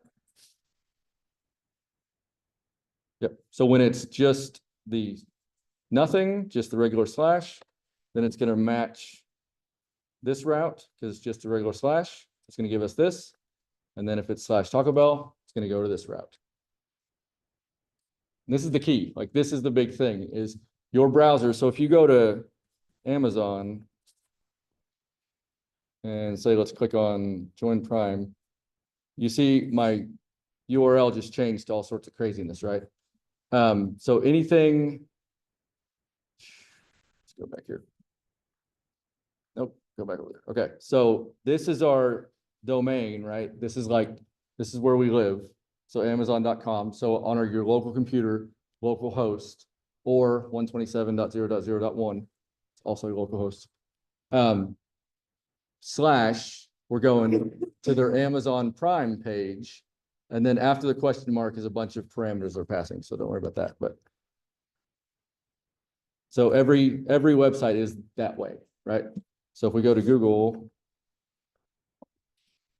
And we are feeling lucky. Okay, just search, okay. So the domain in this case is trends.google.com, and then we're going to their /trending route. Okay. So that's exactly what we're doing. We're doing localhost in our server, localhost 3000, and then / wherever we want to go. Does that make sense? We're not doing subject. Yeah. Yeah, that'd be a whole nother thing. Yeah. Yeah, we're worried about the route side, not the domain side. Yeah. Now, just for fun, you can, if you want to change the localhost to 127.0.0.1, it's gonna do the same thing. So if we go here and go 127.0.0.1. Nope. Just kidding. Like that. I think I do HTTPS. Yes, maybe.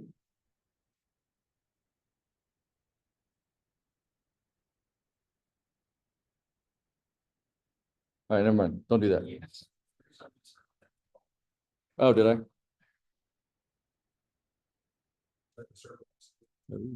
Oh, no, there we go. Okay. So yeah, if you ever see any funny stickers that say no place like 127.0.0.1, it's no place like home. I did not write it. I need that t-shirt. That's all I want. Should, yeah, we good. Yeah, but you can also just do blog post. Okay. Questions on that? Does it make sense? For the most part, I think it's a big idea, just studying one. Yeah, yeah, and obviously practice, you know, is key. So, from our front end, we're gonna, you know, fetch to get these routes. However, whenever you're making a server, it can be really annoying to have to go to your front end every time and write a whole fetch out to go and get it and see what's going on. So you may just want to see, well, what happens when I go to this Taco Bell route? And you may not, you know, want to, you may be a backend engineer, not even have access to the front end, but you need to see if these routes work. So how do we do that? There's two similar, but it may not be. Well, it may not be local hosts that you're messing with. Like there's reasons. And if you want, so the browser is a GET request, right? Because we're not passing it any data. And these, so by so far, these are both GET requests, right? Get out of the way, so app.get, right? So these are GET requests. If you want to do a post, you need to pass some data, but you can't do through the URL string. You can pass parameters, but if you have like sensitive data you want to pass, you need to do that in a post. So you wouldn't be able to do that from the URL. So two ways you can do it. You can do what's called a curl command, which stands for something that I don't know. Or you can use something called postman, or insomnia is a different one, same thing, which is hilarious to me anyway. So REST, R-E-S-T, is an acronym for the way that routes are made. What's it stand for? Anybody know? Top of your head? Ooh, got further than I did. State transfer. Something like that, yeah.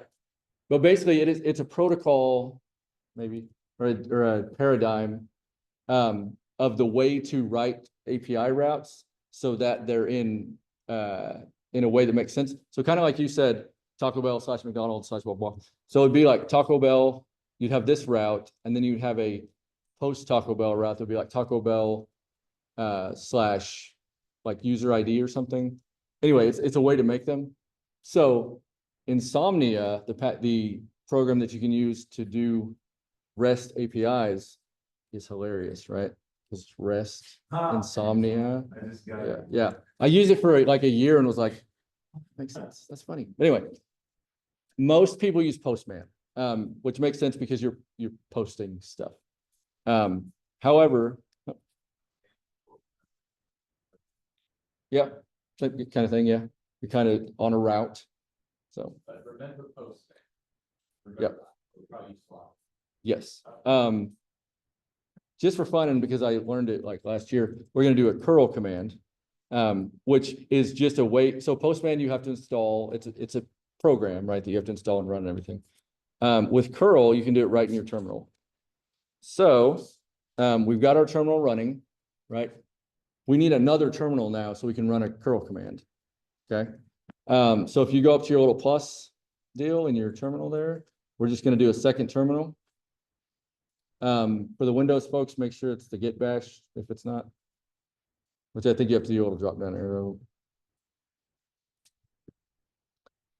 Then.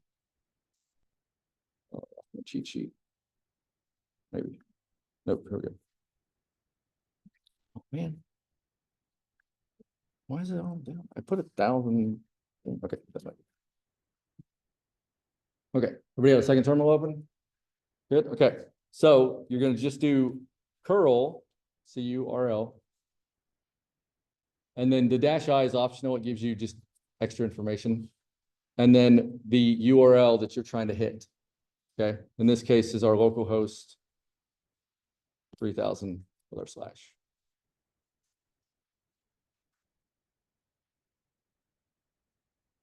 So once you get that, if you hit enter, then you're gonna see, if you did the I, you're gonna see some information up top. But the key part is the hello world. Because this is what's returned from that route, right? Just like we saw in the browser, you're now seeing it in your terminal. Why does yours have that? I have no idea. I think it just did it. Let me if I do it without an I, maybe it'll get rid of it. I saw that earlier. I was like, crazy. You didn't have a percentage of your code, did you? I didn't think so. Maybe I did. No. Yeah, I don't know. And I'll put that there.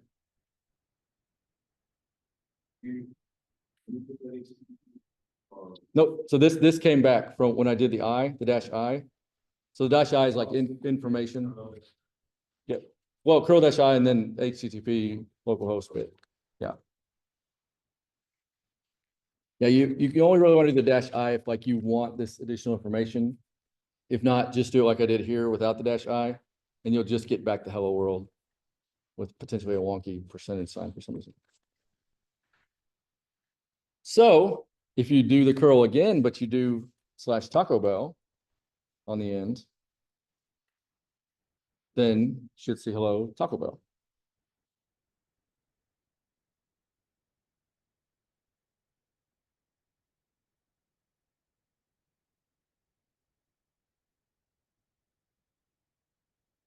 Well,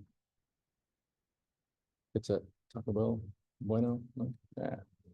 Okay. And then if we were to do McDonald's, what would happen? Error? What? There's error on the get? 4,000? 502.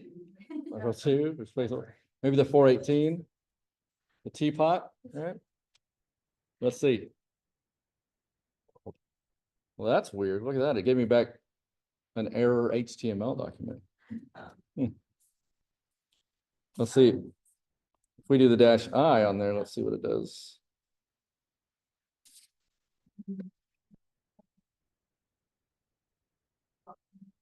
You don't have a route. No, exactly. So it did give us, when we did the -i, it did give us that 404 error. Okay, so 404 not found.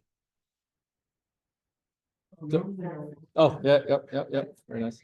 Nobody can expect that to stay for install, but is it staying for something else? Yes, since it's a -i, so it's a flag. It's, if you look at like the, I think if you do curl help, maybe. Or dash help. Oop, next bit.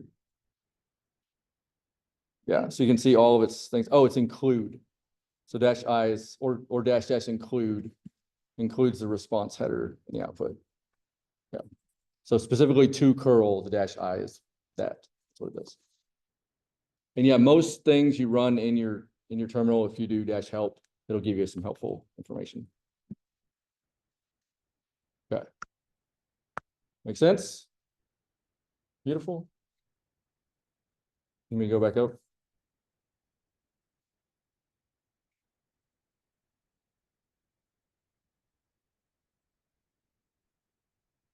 Okay, let's take a break. Be back like 12:05 and then we'll get deeper.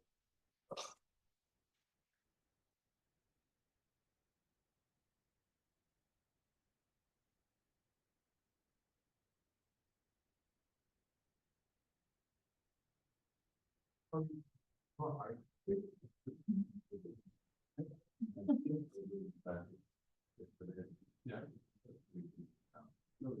I thought it was gonna be. Is it first down? It's like first down, five. That's the problem. So I got to. That's. And important. And then. Like, no, go find it.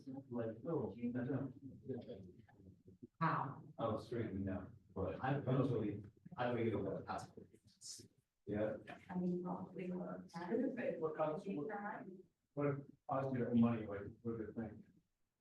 So I think. You know how they need to like take a photo now, take a photo of the other. Yeah. I think there's.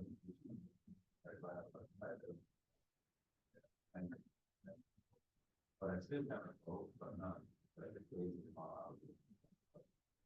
Yeah, I remember that was freaking. I think mine, my scan might have been too, we had some stuff that was wrong. Yeah, exactly. And I called them. And then they just like, they just go like over the surface. Oh, they didn't do this. And they're like, no, something is wrong. I was looking up like, that's what's saying, things like here, we're on this income level, all you should pay back is like 10%. Yeah, it was like you already paid the tax. Yeah, so like, this could be. Good enough, almost a million. Okay, stay with me. It costs a lot. I just finished mine this morning. Oh, see. Yeah. It's not gonna be that fun. I bet. So I don't have to like rush into it. And then it's all yesterday. I was like, no way. Like, if I could work like an entire year, I'd be happy. But.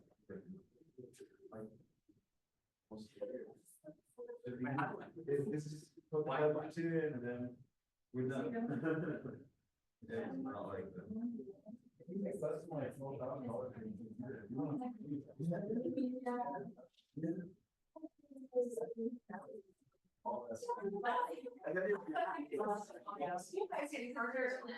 Keep showing up.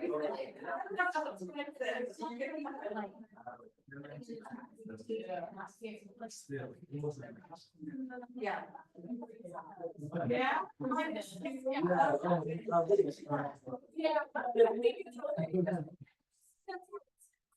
You know, when you feel really uncomfortable, that's coming about breakthrough, that's what it is. So you start to feel that. When you're saying I shouldn't go today because I'm so far along. Yeah, you should actually go. Let's talk about shortcuts. Oh, okay. And so I was gonna talk to you about the volunteer stuff on the top six here, you know, that stuff about our stuff. Like, what do you want to know? When and Right. like one of the Volunteer stuff too. Like, process. yeah, and just being an ambassador to it. Anybody in the tech industry who has a way to help support all the way around globally, any kind of feedback. Yeah. And not necessarily that you have to focus on that either, you know, just people know about it and help them know. And then those people, yeah, so they take interest in what they're doing. Oh my God. It's like, making it, about this. Just, you can tell it's just like, you know, but that's the best part to jump and enjoy it. Right, it happens, but like what, 5 years or something. Yeah. Like 8 or 9 years. Yeah.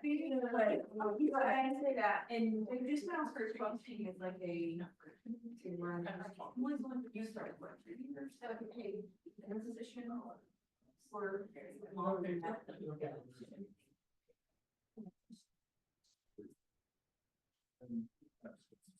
One day, well.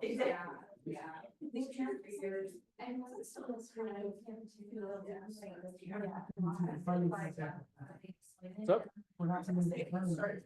Because they go into committee and they don't have like any committee, like structured way to do things, it feels like really like. They don't work, I feel like I'm just like. I'll make stuff. Which is fine. Yeah. It's saying like, jump in there. So, yeah, I just like. It's open source, man. It's what it feels like. It's great. Yeah.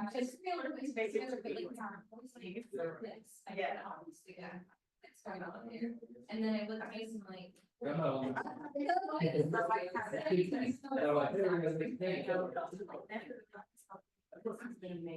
these classes in college is more expensive.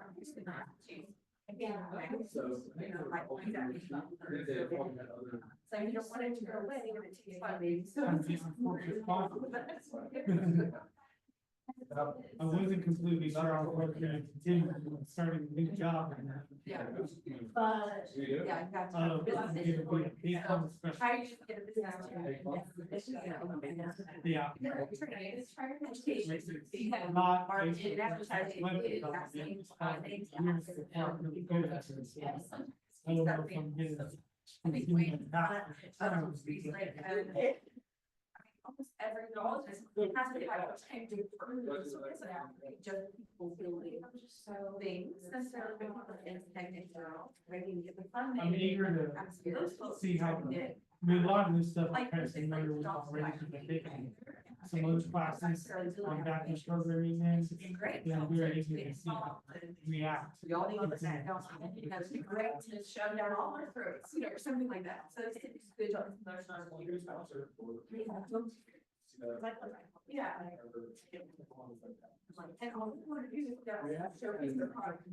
Well, that we possibly would. So there's other people out there like that. Out there like that. But you have to get those opportunities. Right now, we have to run the dumpster file.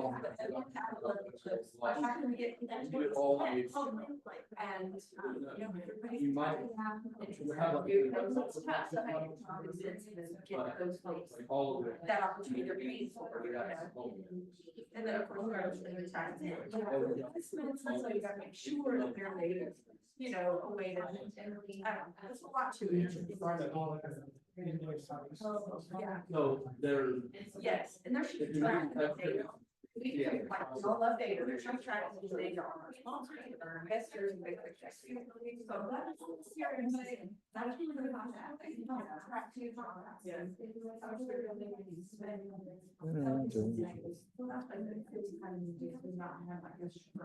Like, this is one thing I worked on at work. Yeah. Wow, that's a lot. There are a lot of files, yes. So for instance, like this. This is a typical React page. This is, actually, let me show you a different one. This is a class component, which we still use, but,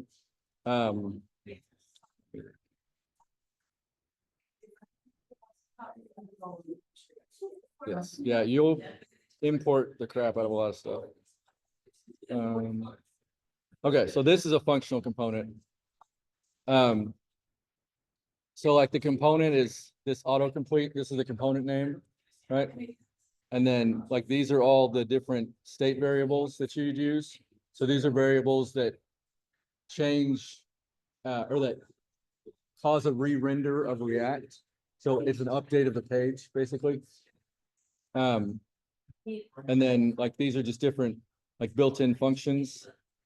And then when you get down here, in this return right here, like this is your actual. This is like your actual HTML.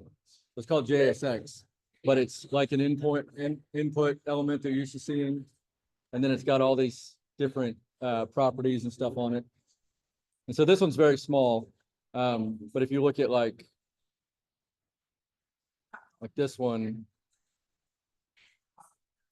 like this in the return, all of that, well, this is actually a small one too, but like all of this is your HTML, but it's JSX is what it is. And so this whole thing is just a function, right? And it's got functions within it that you can use wherever you want. And the render is what is actually shown on the page. So you're not HTML file, it's all that. Yep, there's only one HTML file. And that's actually in this public folder right here. So this is the only HTML file, and it literally just says div ID root. And then your React, well, your main React component attaches to that ID root. And so this is the only HTML file. The rest of them you notice are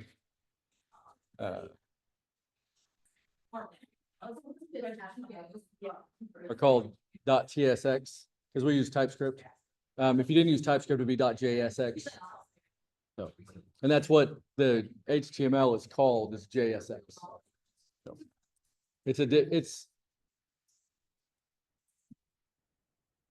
it's like an abstraction kind of, like that's the goal, is that you're not physically writing so much HTML and JavaScript separately, you're putting it all together.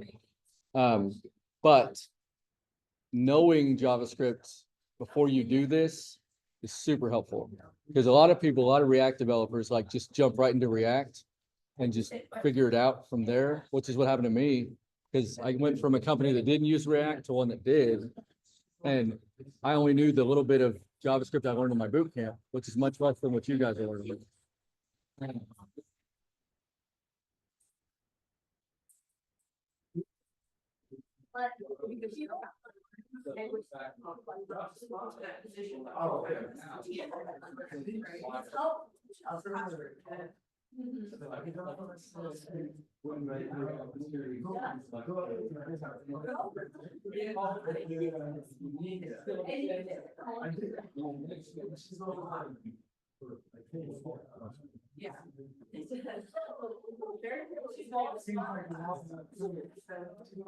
I mean, my favorite thing. But, yeah, the question is sort of saying why small.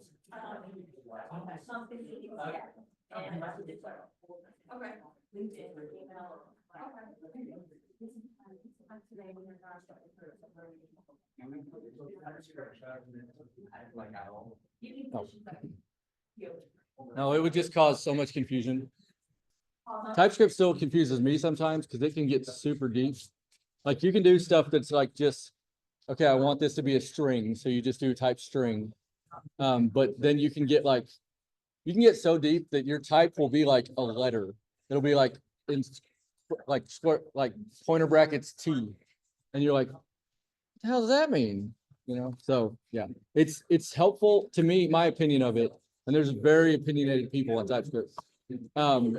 It can be really helpful if used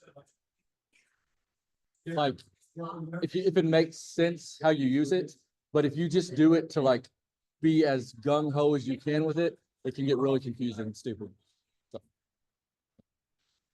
But yeah, it would be way too much for what we're trying to do. Yeah. Like a boot camp or just in general? Nothing that we offer. I probably the Atlas School in Tulsa, but that's like an 18-month program, so got a lot more time. Pretty much if you go to work somewhere that has it, you'll learn it. That's what happened to me. Yeah. But it's favored by the computer science community because it makes JavaScript a lot stricter in its typing. So like in a language like C++ or whatever, in the startup community, we're just like, let's write code, we don't need to worry about that. So. Depends on where you go. All right, we got everybody missing two. Anybody got questions on what we went over so far? Is it making sense? Good. Is it as scary as you thought it would be? Good. Good. Can I review it by myself? Oh. Well, luckily you're never alone. You always have a chat GPT or somebody that can help you along. Okay, we're still missing one. Should be here in a minute, I'm sure. Okay, we did a curl command. I'm not gonna show you guys Postman because it's kind of complicated to set up right now, and we don't need to worry about it. But if you do want to run it through curl, you saw how to do that, and it'll be in the stuff I pass out. So let's go ahead and just get to the front end, and then we'll attach to it. So let's go back to our terminal. Not this guy. VS Code terminal. We're just going to stick to VS Code terminal from here on out. I just wanted to show you it externally so you could see how to do that. So we kill that second one? No, keep your server running. So you'll have one server terminal that's always running, and then we're gonna have a second one where we're gonna like create files and stuff like that. And this will be pretty common as you go forward, especially with React and things like that. So you should have the regular one running that just says your server's running, and then you'll have your another one where you can type stuff. I'm gonna clear mine. If you do clear, just type in clear, it should clear your screen. I think you'd also do Control K. Let's see.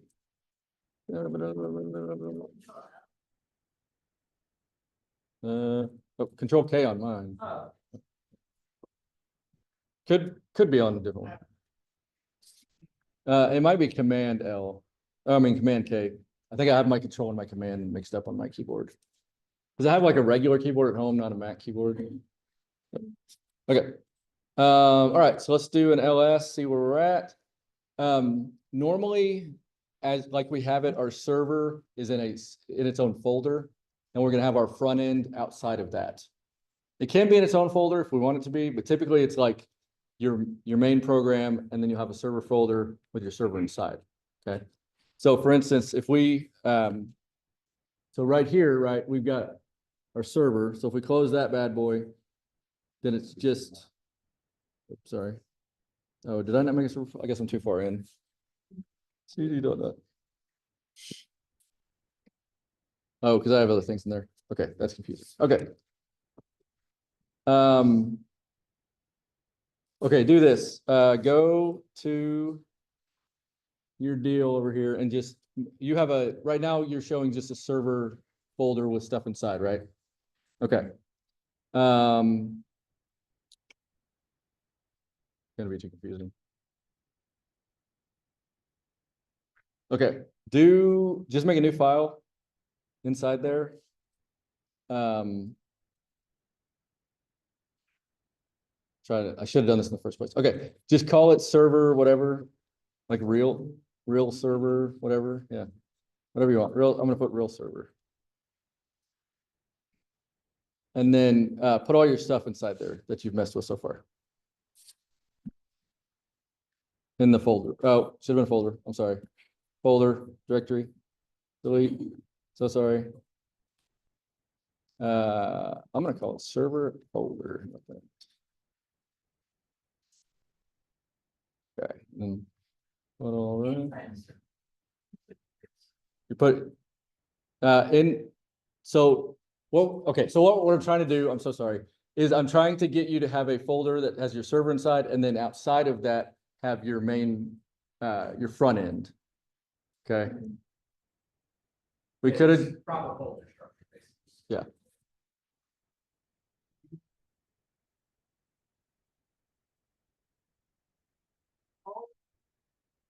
What are you putting in this? Oh, yeah. Everything we've made so far, yeah.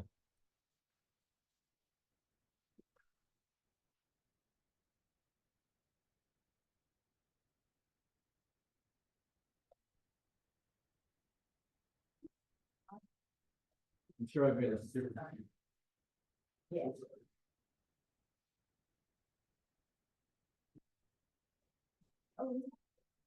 Yeah, so the one.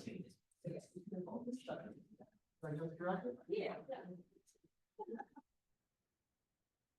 The t-shirt says, look at that part. With his face. On his head, I'm like, and yeah. Yeah,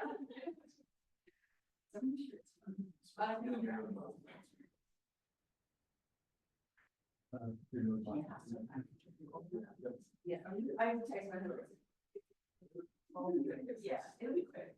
Good, everybody else got that? That makes sense? Yes. I'm sorry. So make sure node modules and everything is in there.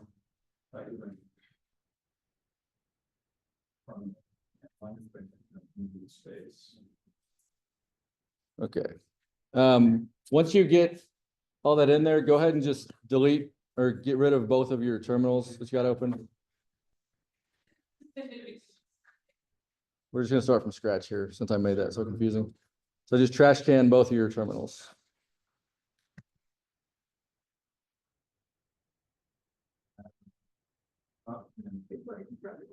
Get that? Did you get what I said? You chit chatting? Yeah. Did you hear what I said about terminals? Got them? Okay. My favorite thing, it's trash can, not trash cannot. I've never heard that. Oh. Oh, That's it's trash can. nice. Yeah, it's my favorite. Oh, yeah. I think that's what it might be. Okay, so if you killed your terminals, open up a new one. Start from scratch here.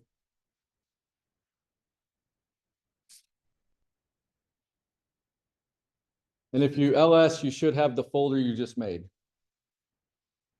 And all your stuff's inside that folder right now, right? Bueno.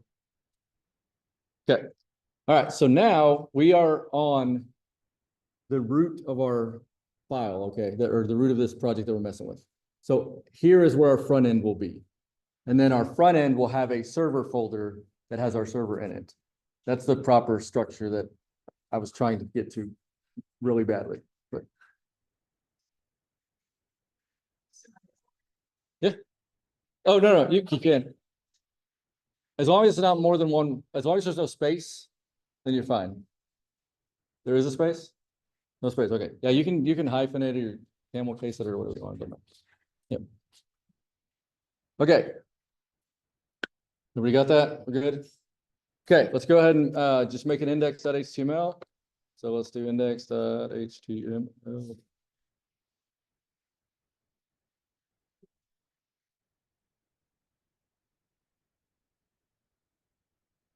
Cool. All right, so let's open that bad boy up and do our favorite bang symbol. So we have an HTML file. The bang. Exclamation point. Just do exclamation point. Oh. AKA bang and hit enter. And make you a little file. If you want to type it all out, you can. Yep, so we should have our server in its own folder with our front end or HTML outside of it. Okay. We're also going to need a CSS file and a JavaScript file, right?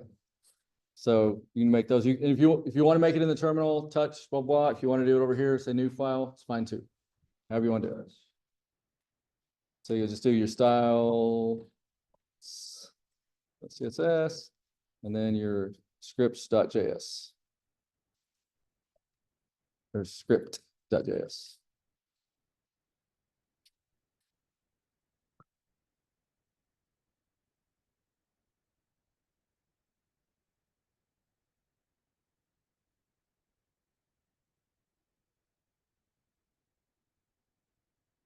I know.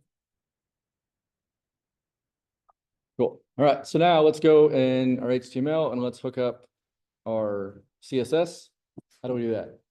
Anybody remember? Link? You say link? Link style ref? Let's see if, I think my cheating's on. There we go.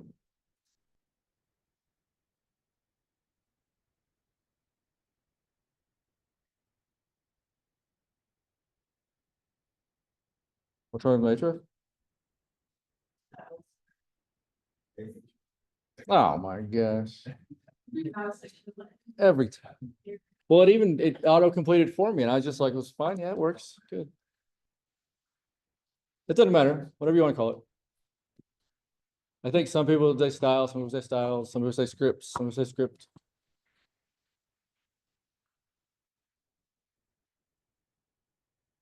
Okay, so now I'm gonna go into my styles.css and I'm just gonna make something to test it, right?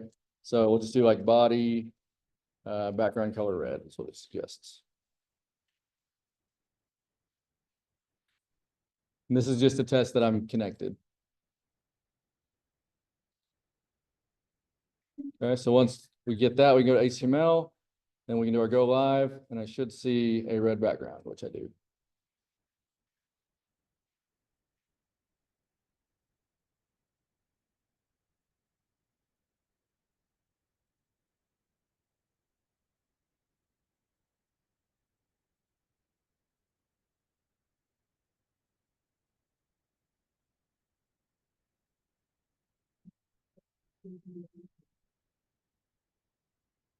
Yeah, on the front end, you can do the go live. It's fine. Server, backend, no. There is a package called Nodimon that you can get that automatically refreshes your server. So that's kind of fun. We're not going to use it, but you can if you want. All right, everybody got a red background?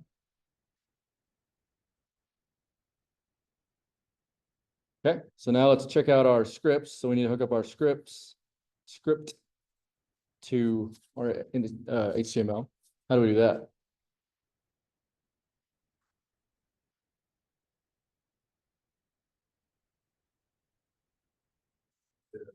How do we attach our script JS to our HTML or index.html?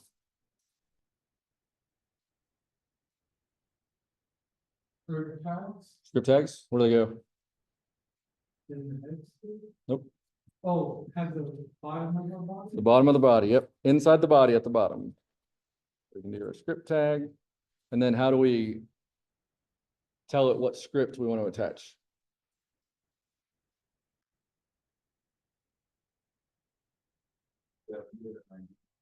Nope. Source. Yep. Source and the file name. Make sure I did it right. Script.js.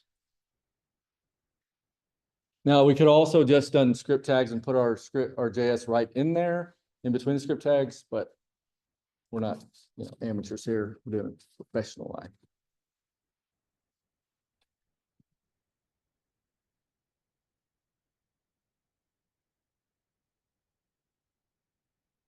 Okay, once you get there, we want to test it, make sure it's hooked up. So if we go to our JS, we can just do an alert. Hello world. And then it should refresh and give you the alert. So I'll go back to the code so you can see that.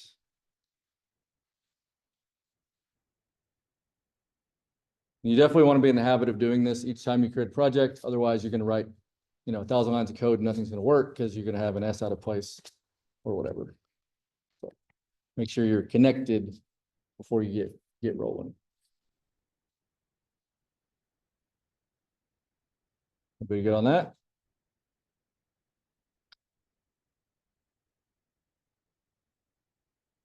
All right. So now we want to connect, or we want to, well, we need to start our server because our server is not running anymore because we killed it, right? So let's go ahead and make another terminal. So you have two, and then you'll need to be in the same file that your server.js is in. Okay, so if you do an ls, we're going to be on the outside, right? On the root of our project, right? 'Cause that's what we're seeing in the LS. Let's get that guy. So we need to get into our server folder. How do we do that? CD server folder, right? Then if we LS, then we're gonna see what's actually in there, this stuff.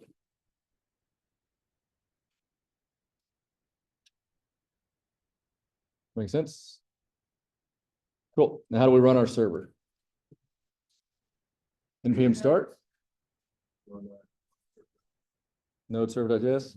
So NPM start would be good if our package JSON had that in our script, but it does not.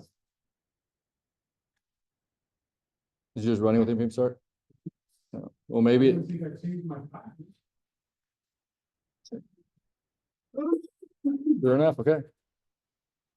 I guess it probably defaults to the node server.js.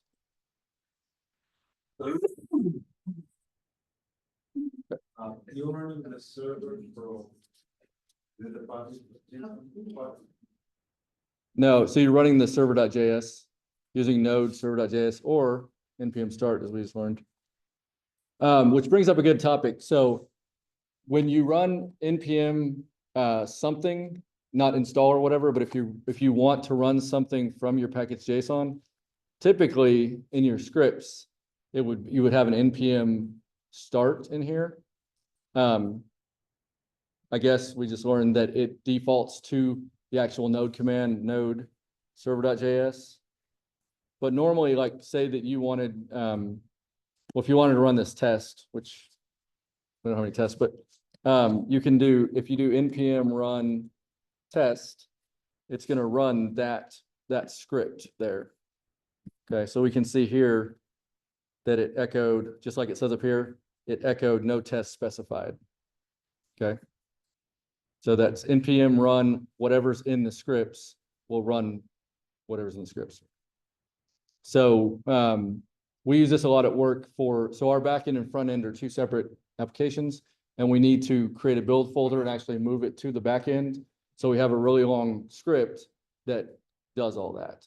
So you can write scripts in here to do whatever. Like if you wanted to, like say, have a good day every time somebody ran the project, like you could make a script for that, and it'd say, hey, have a good day, or whatever. You can also run other files from this and all sorts of goodies.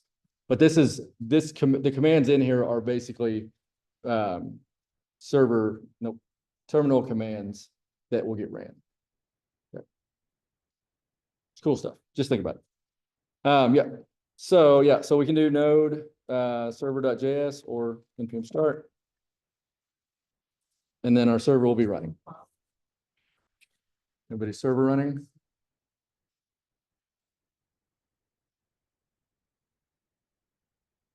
Okay. Oh, excuse me.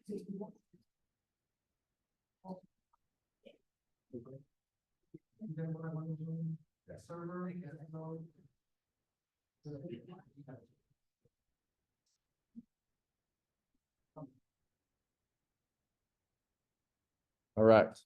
Okay, so now our goal is going to be, by the way, if you X out of this, it doesn't kill it. It just moves it away. Okay. As long as you don't hit the trash can, you're good. So we can just X out so we can have some more room here.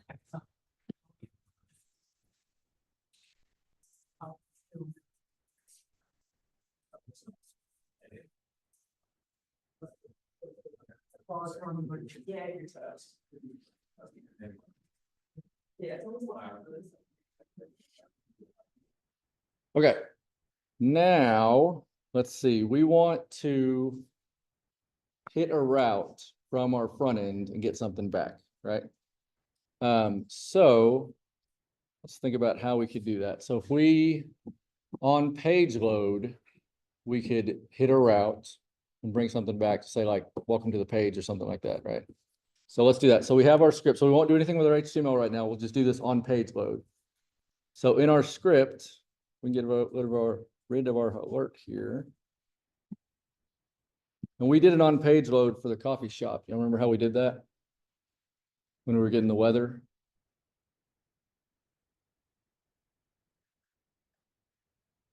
like that. So when we want to do something to the page, what do we use to do that? Document, okay. So document. And then if we are listening for an event, what is it? Event handler. Let's see if there, what is it? On event listener. Let's see if we add event listener. How about that one? Okay, so this is gonna add an event listener to the document. So the document's now gonna listen for something. And so in this case, we're gonna do the DOM content loaded. I need to turn off my Super Maven. It's helping us.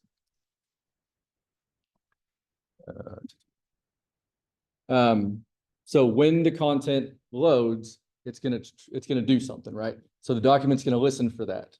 So if you remember, this is a callback function, right? So when this event happens, it's gonna call this function, right? Which is empty right now. But what we want to do inside is to fetch from our server, or think of it as an API, right? Okay. So we could just write it right in here and it'd probably be fine. Or we could create a function outside of it that we're going to call. And if it's something we're going to do more than once, we probably ought to just make a function out of it so we can use it in multiple places, right? So I'm going to scoop this bad boy down a little bit. And so let's create a function. How do we create a function? Function. Make something cool. Oh, name something cool. Yeah. Let's say get something. Let's say get data from server. Like that. Okay. Curly braces. Parentheses. And then curly braces, right? Okay. So, yep. So none of you remember that, right? Like how to write out the function, right? Like just be honest. That is normal. And so whenever like we tell you, don't try to memorize syntax, you're just like setting yourself up. Like it's normal to forget this kind of stuff and have to look it back up. Yep. So yeah, and remember that when you're learning all moving forward. Until you're doing it on the daily basis, yeah, you're gonna be like, well, I know I did it, but. And so nothing wrong with going to chat and just be like, how do I write a freaking function? It is normal. Yeah. Do it all the time. Yeah. Cool. Thank you. I love that. Yeah. Yes, yeah. Well, first, let's just see if it works, right? So let's just do a console log. So I'm gonna say, I like to see GN2, like getting into. Get data from server. Not server. Server. Okay. So is this function going to run? No, we have not called it yet, or invoked it if you want to use a big word. So in our document add event listener, we'll just invoke it. How do we invoke it or call it? The name with parentheses, yep. So it's like.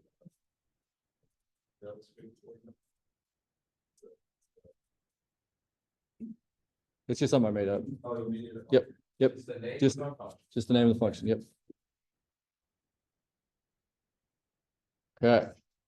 So now, when the page loads, this should listen for the page to load and then say, okay, I need to call this function when the page loads. And then the function, we should console log what we have written there, right? So if we kill our live, now this is all still front end, right? We're not touching the server yet. This is all still on the front end. And if we do our go live again, then we're gonna have to open up our browser console, right? And then we should see our log right there. That makes sense.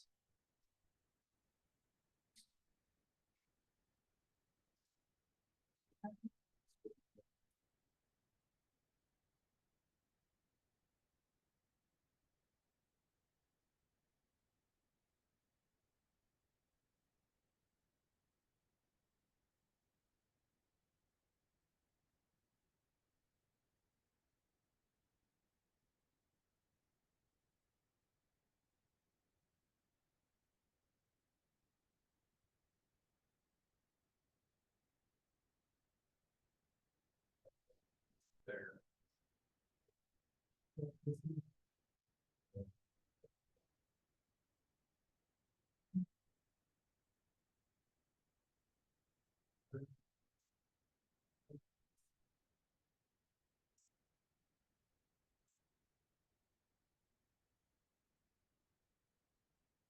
That was probably right here, that are easy right here. Yeah, I mean, it was very confusing there. Not the, is it in the, it'll travel. No, so you're logging, yeah, so that you should work. Just save that as we. Okay, so now. So we're just, I was like, it's a little open. So you bring it up to it. I didn't want to tell you. It's right there. See, it's actually helps you on which is good, that's better what you told us to do. But in mine, I was just like, it's all just a string. Well, that's fine. You know. No, I took it off just to see what. Then you should just take the screen.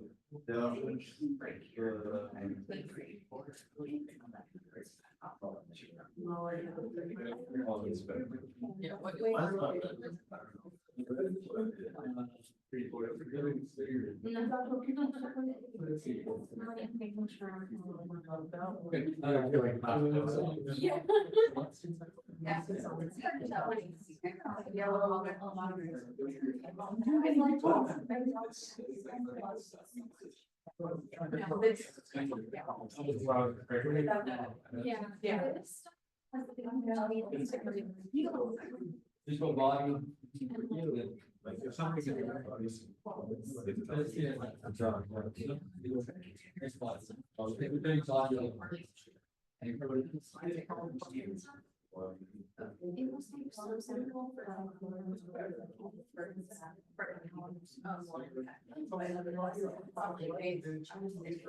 Explain this to me.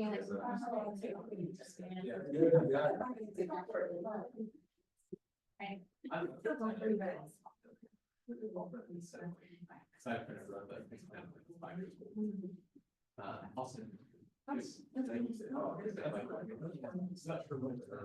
Beautiful.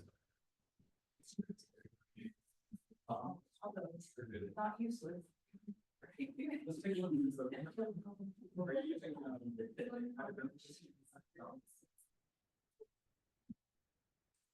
It's working, it's just.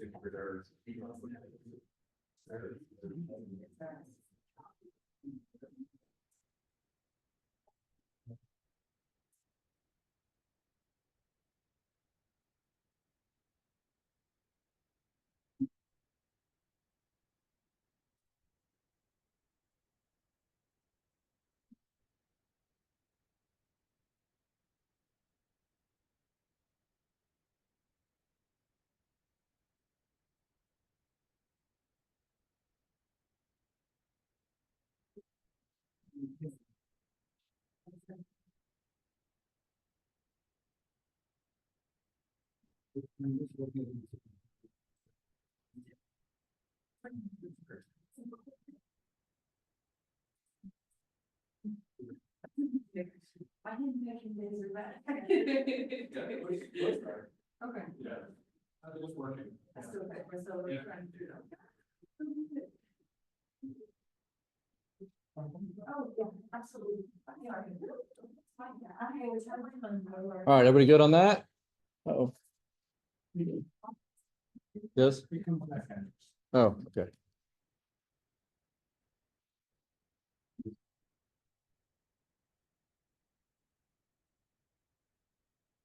Okay, everybody got that? Good? Bueno? All right, cool. So now, we want to actually reach out to our server, right? So let's look in our get data from server function. So we're gonna need to fetch, right? Because that's how we reach out and get stuff, just like we do with the weather API and all that jazz.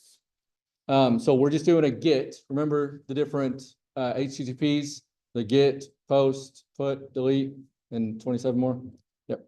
We're only gonna worry about the get right this second. So we're gonna get something back, right? So for a fetch, we can just do fetch. Fetch is a built-in JavaScript method now in ES6. So we can just do fetch. And it's going to require a couple things. And if you notice, the VS Code is trying to help us out. It's saying, okay, fetch is going to require an input, which is going to be, these are where the types would come in. String, a type of string or a URL or a global this.request. Don't worry about that. We're going to give it a string, right? Which will be a URL, but it won't be of a type URL. Don't worry about that at all. Let that go. And you can give it an initial or an init function, which would be a callback function, but it has a question mark, right? So it is optional. Cool. So we need to give it the URL to where our server is. Do we know what that is? Localhost? Yep. Yep. And if we don't know, we can go over to our server and find it right here. So we're running at that. So we can just grab that guy. We want to go back to our JS, post in there, paste in there. It's not going to be, the port is, we don't have that variable, right? So we're just going to get rid of that and put 3000 for now. Oh, I'm going to put mine back to localhost. It is a string, so we got to put it in quotes.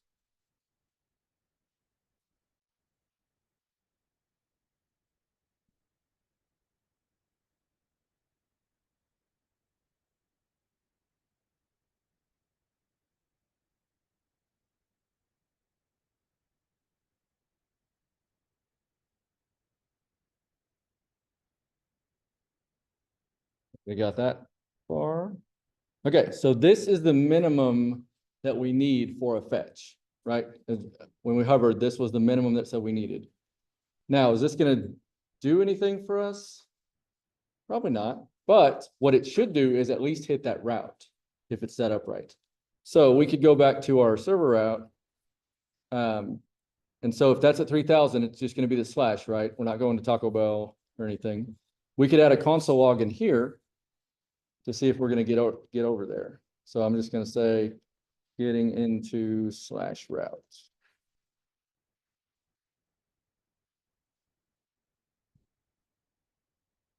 So this is in the server.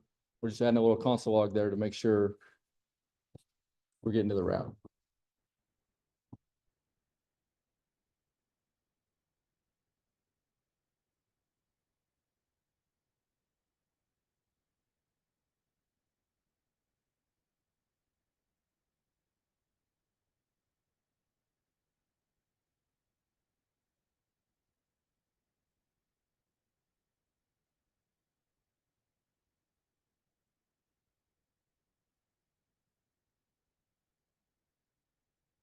Good on that.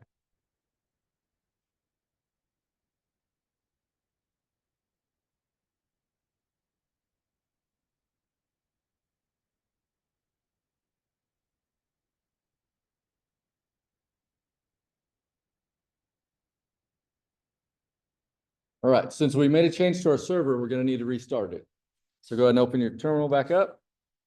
And if it's either command tilde or you can go up to terminal and maybe. How do you do it if you don't do it that way? I think she tells you whenever you hover over the terminal. Oh, right. But yeah, that's for a new one. I was wondering how you opened up the one you already had. On the bottom, Pull it. I think it's spin down, drag it up. Oh. All right, well. Command or whatever, tilde. If anybody has trouble with that, let me know. Should be pretty good. Okay, cool. So make sure, so you, right now you can see this is my server, right? My server's running here.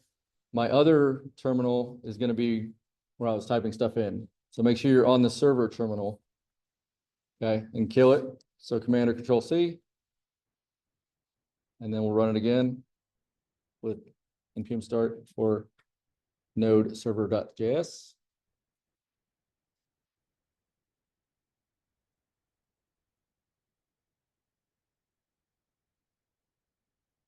Okay.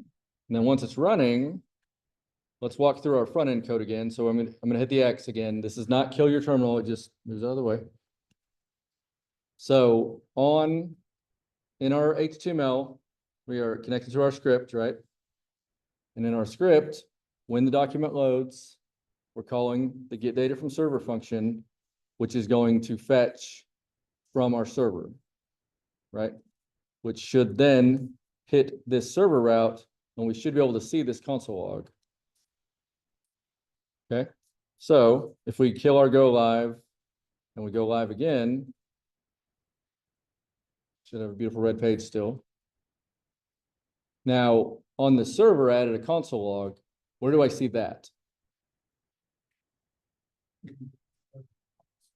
Yep, it will not be in your browser console because that's only from your front end JavaScript. It'll be in your server. So open your VS Code back up, bring your terminal back up, and you should see right there where we console logged the GN2/route.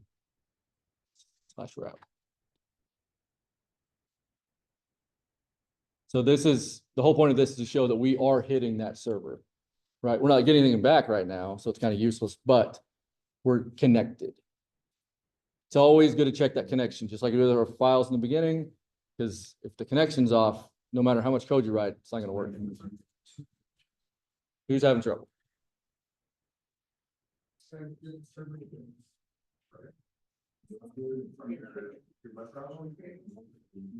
At this point, I probably was gonna tell us how to work on the front end. So we did fetch it, but we didn't save it. Right? We don't have it in a variable or anything. And we haven't, like we didn't, well, we did return it in server, but we're not capturing that anywhere to use. That's next step. You're on the right track. You're just a step ahead. In my browser, again, that's some sort of errors about orders. Yeah. Locally, there's since there's no like protections, it usually that we'll have a package symbol. But that's very and it's cross origin was something. Access control. Yeah. Yeah, but it's just complaining because the server doesn't trust front end.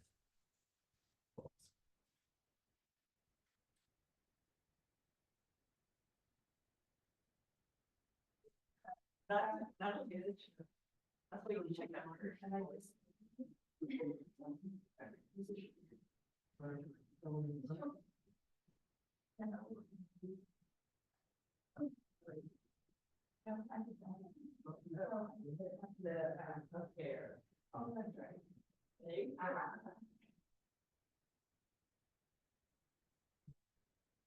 Get it? Email trade. We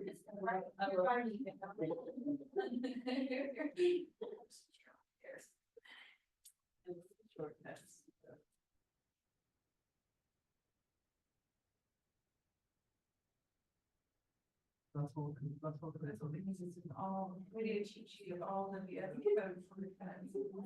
Yeah, yeah, I used to have one hanging out. Yeah.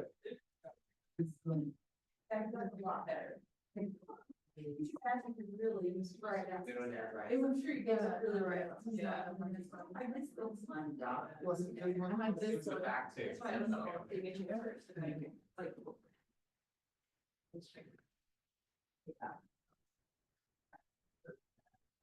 All right. Okay, so we know that we're connected. We are we're hitting our server, right? But we can't do anything right now. Now, you could do this just like, let's say you had a function that ran every hour that would update your database, like current stock prices or something, right? This could be good enough. It's just, this is gonna hit that server, and then there's gonna be some code in here that gets ran. So we don't really need anything back, right? Maybe a response just saying, hey, this worked or something, but we may not need any actual code back.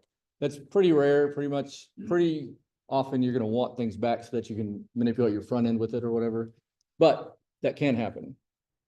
In our case, we want something back. So let's, in our server, well, we'll just have it send us back hello world like it's doing. So in order to capture that on the front end, what do we need?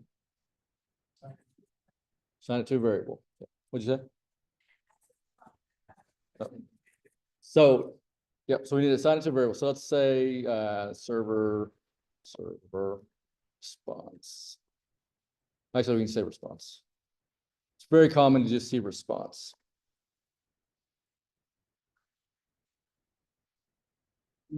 For let rather than constant.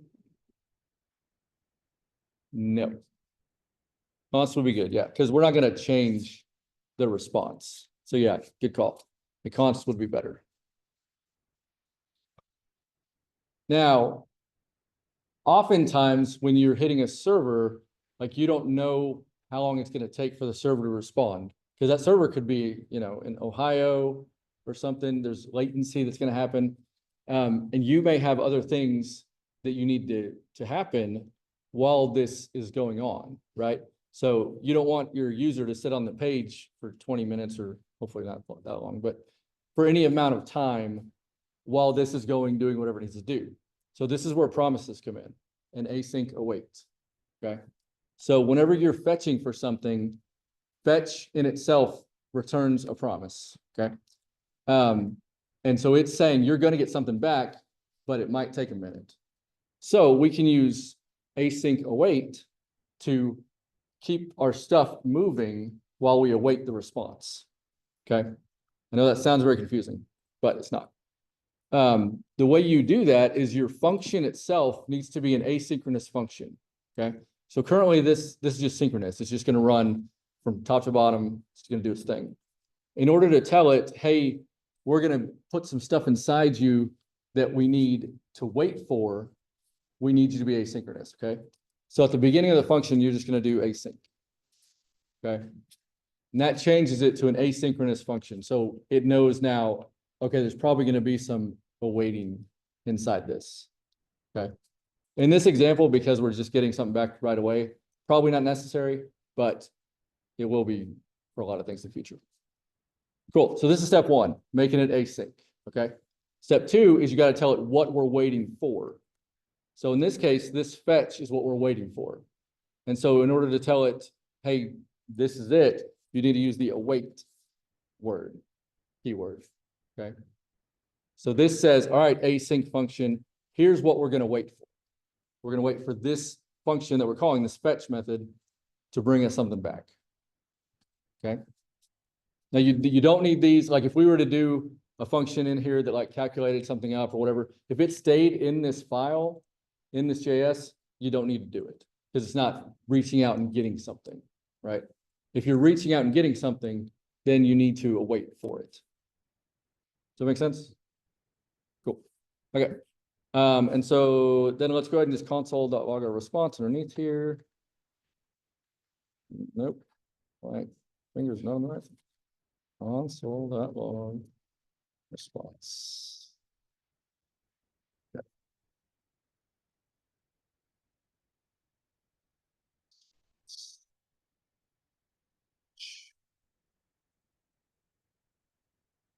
Okay.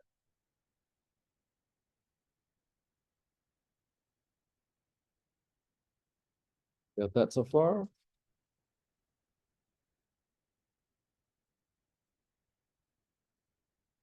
All right, cool. So we didn't change anything on our server, so we don't need to restart our server. So let's go ahead and just go to our live page, which I guess we can just kill it and restart it.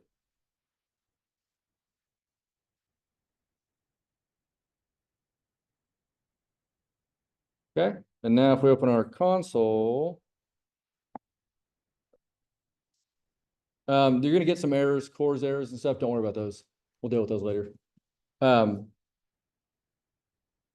but we might have to deal with those now, actually.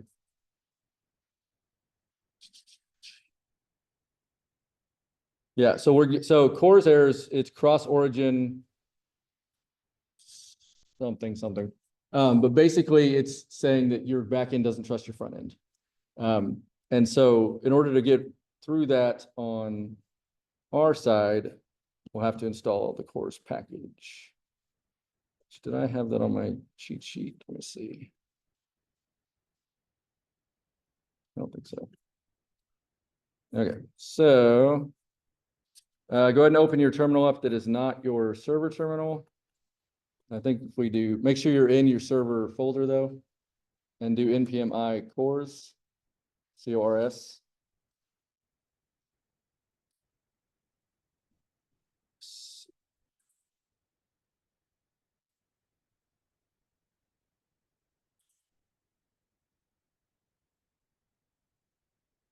Everybody get it installed? Good. Okay, I just went to the CORS npm documentation here, and it shows at the top here that we'll need to require it. Bless you.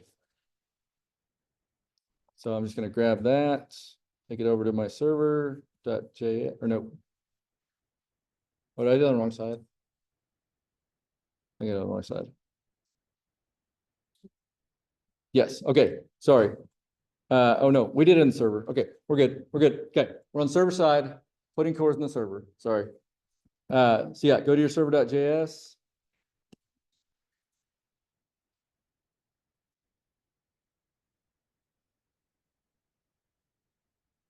This install or the, yep, right here, just npm install CORS. You don't need the $sign, that's just showing your terminal.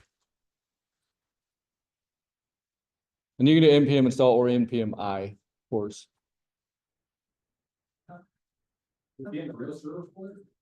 Yeah, yeah, in the server folder, yep. This will be on the server side. Install it out of the 3 packages, and they're the same names. Right? So this isn't, I wouldn't run the npm CORS on server 2, I have to run it in server 4. Wherever your server.js lives, that's where you need to run it.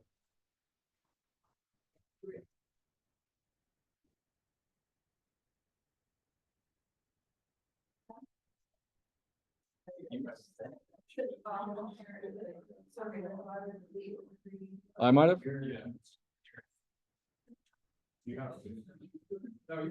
Yeah. I think people might still have that.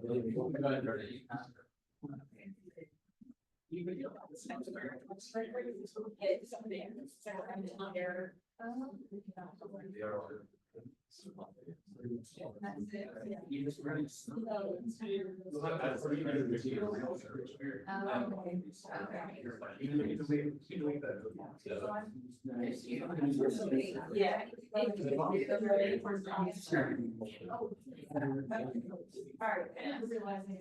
Now that I'm here, it's gonna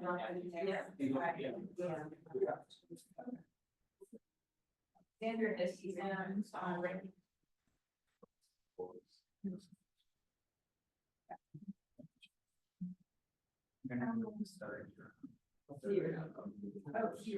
It's like, oh no, we're gonna try to choose our- and then so. I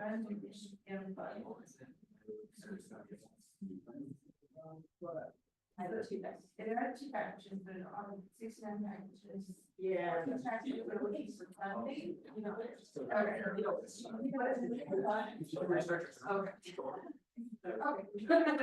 That makes me go there.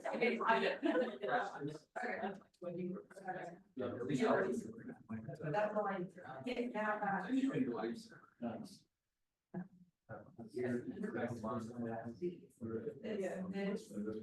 Oh, there's. So start your server up.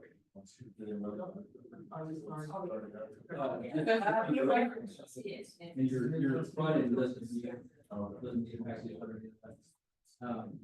so you can, yeah, then you can get rid of that. It's That's fine.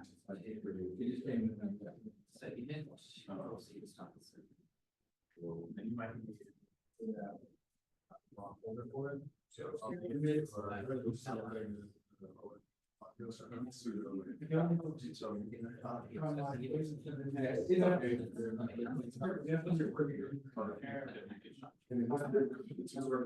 this time is sorry for the right explain. So here's terminal. The part. Yeah.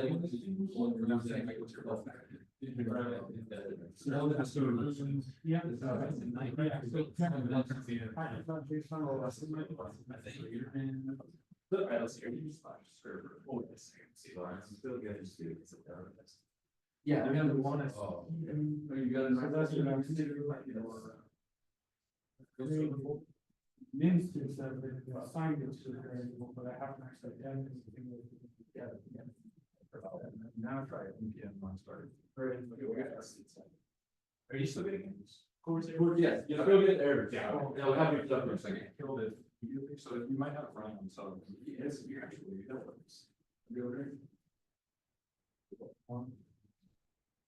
Okay, I killed this one with Control C.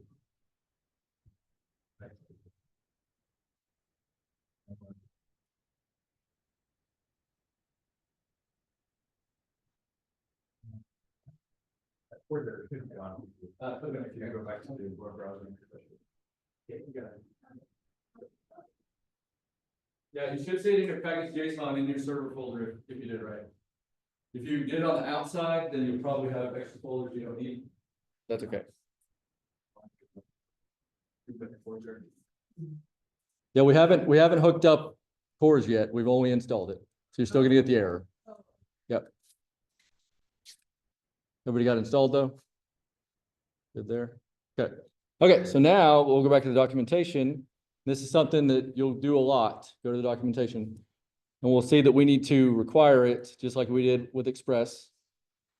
So we're gonna go back to our server.js and just put it up here at the top under our Express. We're not gonna leave it as var because that's old school. We can just make it a const. You just put that in there.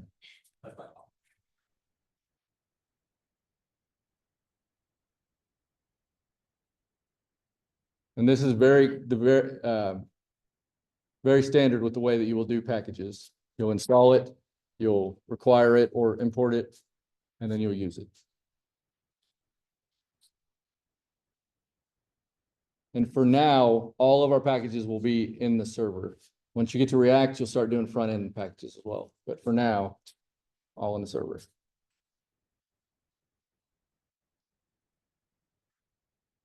We got that. Okay, now let's go look at how to actually use it. So it looks like we do app use cores. Let's paste that.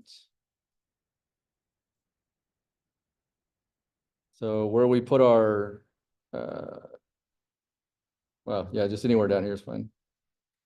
Under our thing, let's put it there. Actually, so this is what's called middleware, just to throw another thing at you. And so in between where you are importing and everything and your actual code that you're going to run, you can put things in the middle, which I don't know if that's why it's called middleware. That's just what I made up right now. But it's stuff that happens in the server or wherever you're using middleware to make everything else kind of function properly. So when you see like an app.use, that typically is middleware kind of stuff. Is that different than the app.get language? Yes, yeah, these are routes. Oh. So get, post, put, all that. These are routes. These are imports that requires, and then these are instantiating the server itself. And then this is just a variable for your port. Make sense?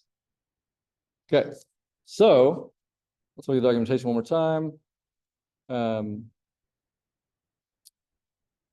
If you want, I guess it says here you can do it for a single route. We just did it for all routes or all requests. So hopefully that should get rid of that error. So let's go ahead and kill our server and start it again. See if it works. Back over to this guy. There we go. Error gone.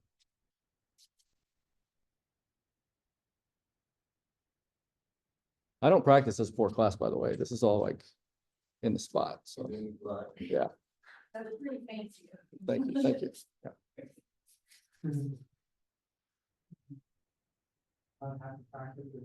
Well, I think the messing it up is helpful because you get to see like, oh crap, okay, well, how do we fix it?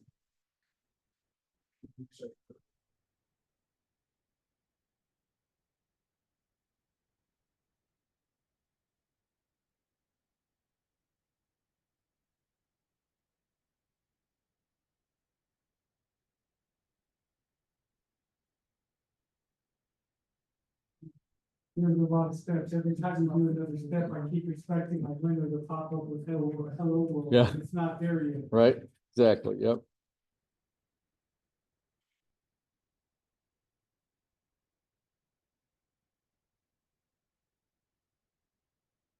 So once you restart your server, if you just go back to your front end live server and refresh, then you should be good to go. Should not see the error anymore.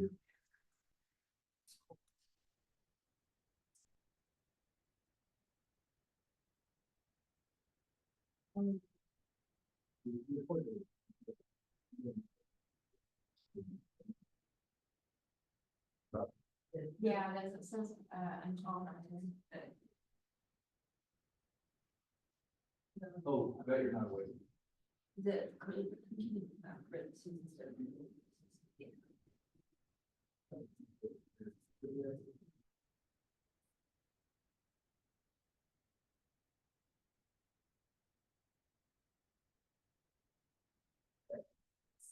Oh, this lost. They'll never stop. Not breaking it, so. Yeah. That's a good point too. And a lot of times you'll get some warnings or possibly some errors that you're just like, I don't know what the heck that is. As long as your code's running, just leave it alone. Yeah, like, and it,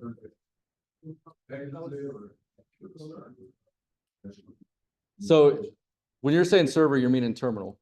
Yep, you only got one server. So one of your terminals is running your server, one is the one where you're just gonna like do package and stuff. So the server terminal is what you'll restart. Yep. Not live server. Yeah. Yep, yeah, don't get confused with that. Live server is just a extension in VS Code that lets you run your HTML easily. Oh, so I was gonna show you, like, if you go to Google and you like inspect their thing, well, there's actually pretty good. Let's see. Let's go to this one. Like, you see that? Like, there's errors and all sorts of crap. Pretty much any website you go to, there's gonna be just crap. So if you have one error and as long as your code is working, you're good. Okay.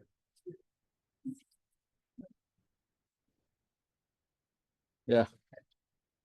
If it's only slightly broken, don't fix it.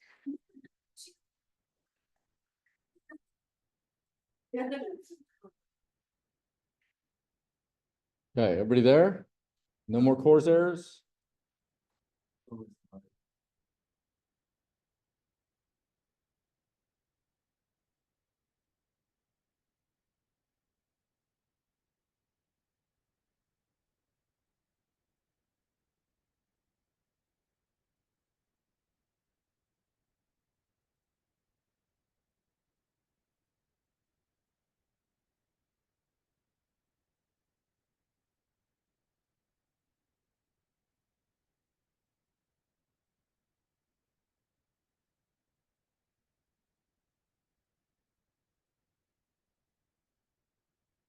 Oh,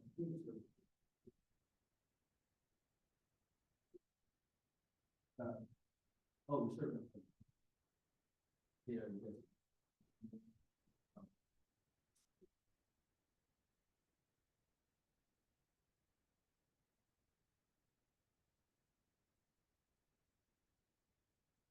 Yeah. It should be still running, so it's only- Oh, because you're trying to, okay, that's why you're trying to kill this guy, this is your server.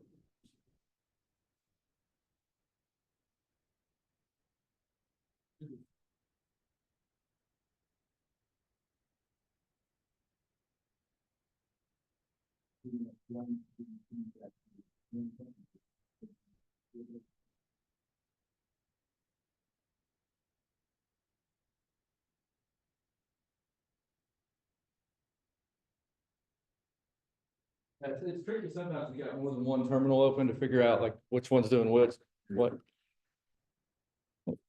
Okay. All right, cool. Everybody there? All right. So we are getting a response back on our front end, right? Because we're in the browser, so we know this is our front end browser console. So this is what's being returned. We would expect to see hello world by now, right?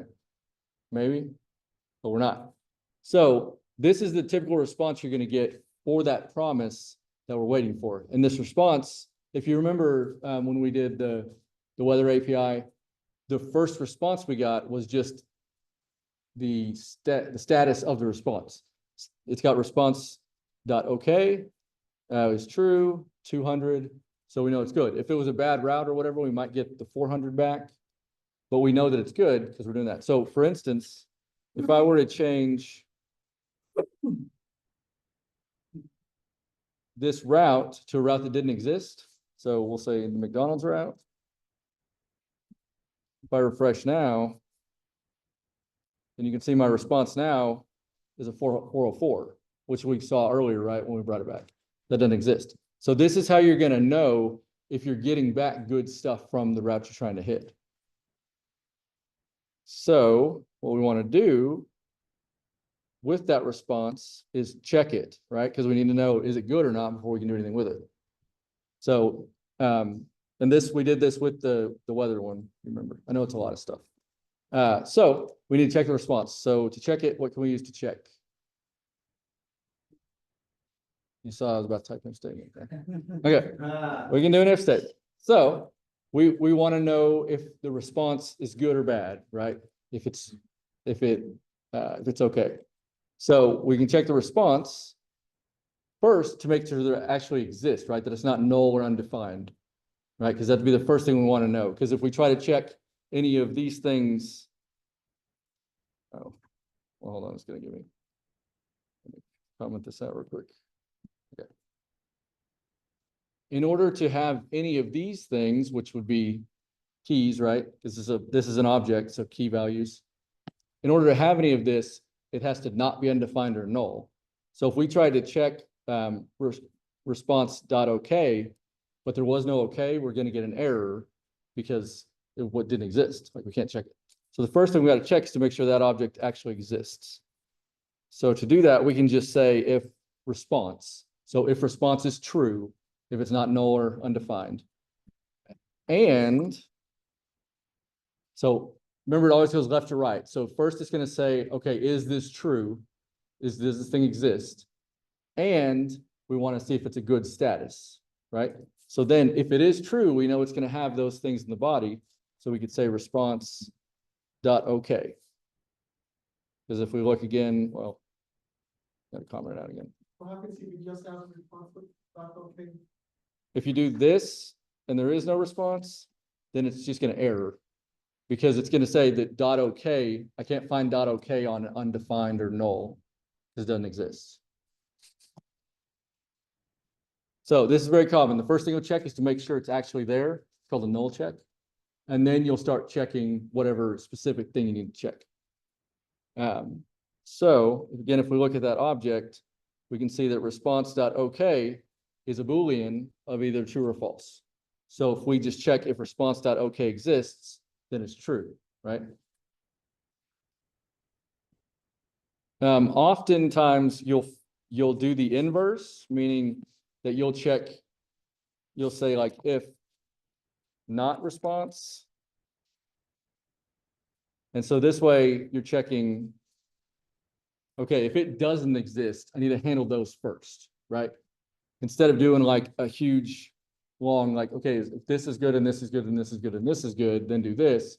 You say, okay, if this is not good, I need to go ahead and return out called an early return. So that I don't handle the rest of everything else.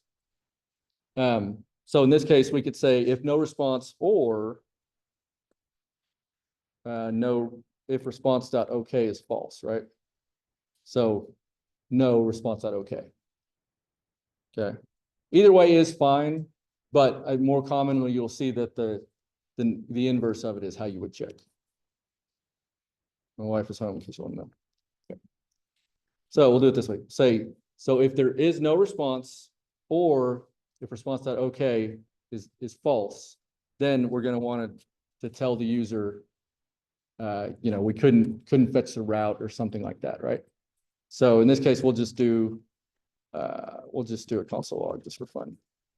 But this is where you would potentially grab a paragraph like with an ID of error or something and put an error in there so the user could see it and go, oh man, that, you know, I couldn't use that button or whatever the case may be. Make sense? Cool. Okay. So I'm just going to say response not okay.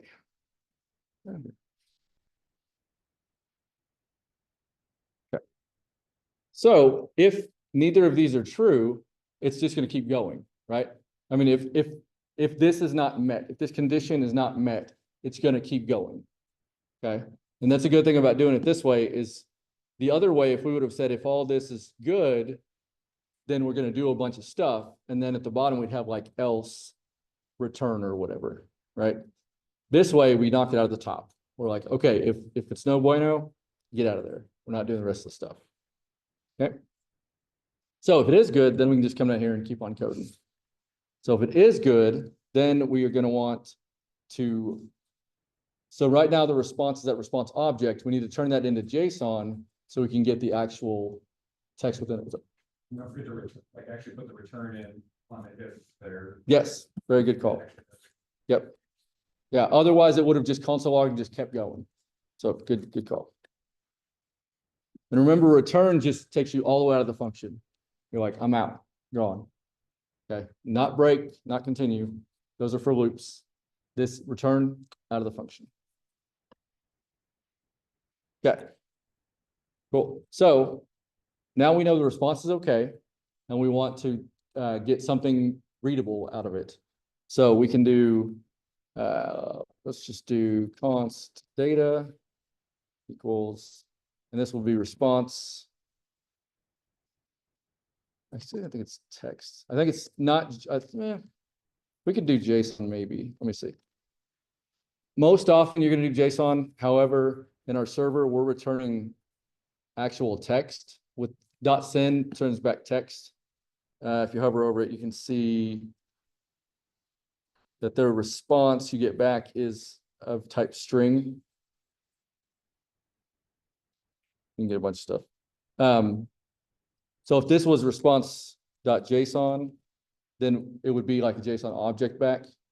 But in this case, I think we're just sending text. So we can try this and see just what it does, but I think it's going to be .text.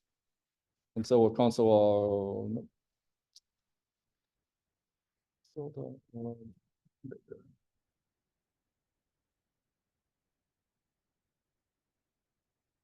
let me know when y'all got that.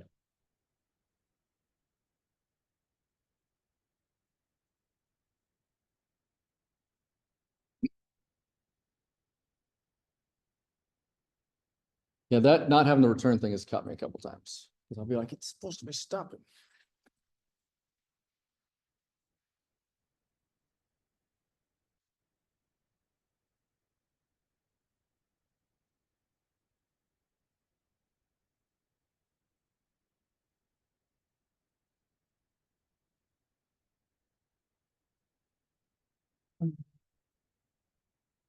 In there. Yeah, it says something about not being found in JSON. Yeah. Oh, excuse me.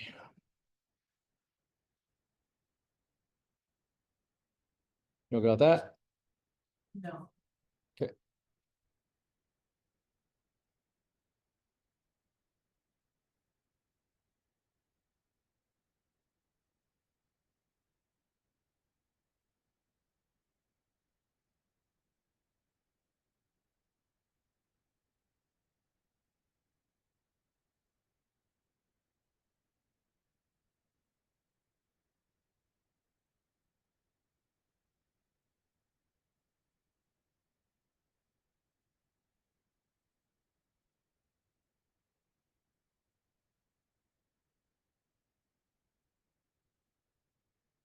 Right. So now we're gonna get an error, which we just saw, because our server is just sending back text, not a JSON object. And so this is, so a lot of times in a company, you'll have backend servers and front-end servers. I'm sorry, backend developers and front-end developers. So the backend is going to set up these kind of routes and things, and they need to have good documentation so the front end can know like what they're actually getting back. And so if they didn't tell them that this is a .send instead of a .json, the front end is going to be trying to get back JSON typically, and they're going to get errors. So communication is very big. Commenting your code is pretty good idea too. But a lot of times the front end guys won't see this. They're just going to have something that the back end gave them. So it's good to know. Yeah, so let's just see the error just so we can see how awesome it is. We did not change anything in the server, so we don't need to restart. Let's go back here. And yep, you can already see right there. It's trying to give me H from hello world as JSON, but it's just a letter, right? Just a string. So we go back and change our script from .json. We'll just do to .text. And if you hover over, that doesn't help at all. Never mind. Disregard. You could go on MDN and look up response and see like all the different things that you can bring back and stuff like that. All right, now, ooh, we got a promise. Interesting. Let's see.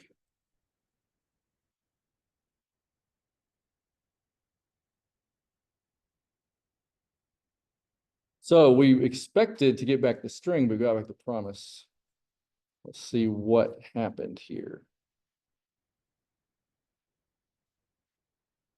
So we're awaiting the fetch to get the fetch back, but I believe we also need to await the response.text because that's another promise that it's bringing back because it's got to convert that. And this, I'm just guessing, but I'm thinking that's probably the problem. Yep. So anytime you see that and if you're console logging something, if you see that promise deal, you're not awaiting something somewhere. So basically it was taking that response.text and just converting it to what it immediately saw, which was just that promise. It wasn't waiting for that promise to get converted into the text that we wanted. Okay.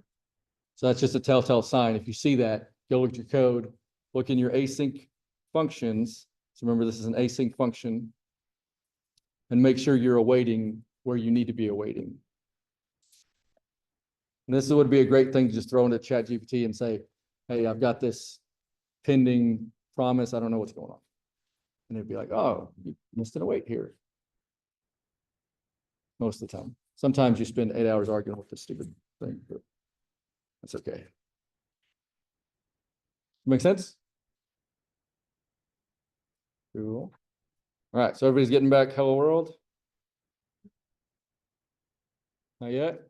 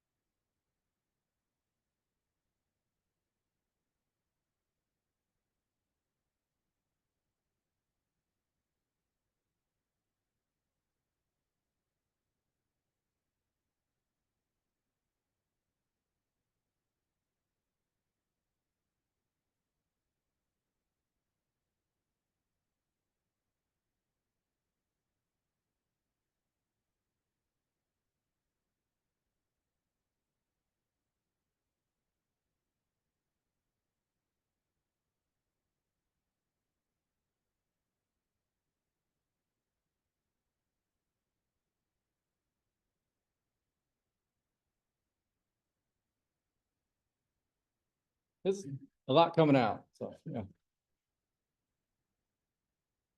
What y'all got back there? Promising.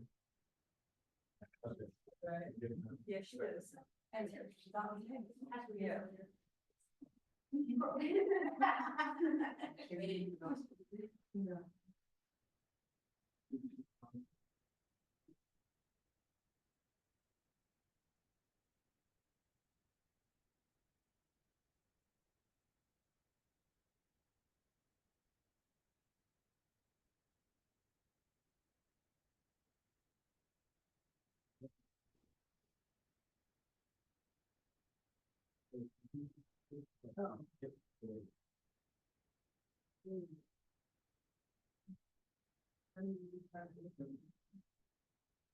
Yeah, if you don't make changes to the actual server, then Oh, A JavaScript object notation. We use that JSON all the time, like, yeah, like we're really like an object. And,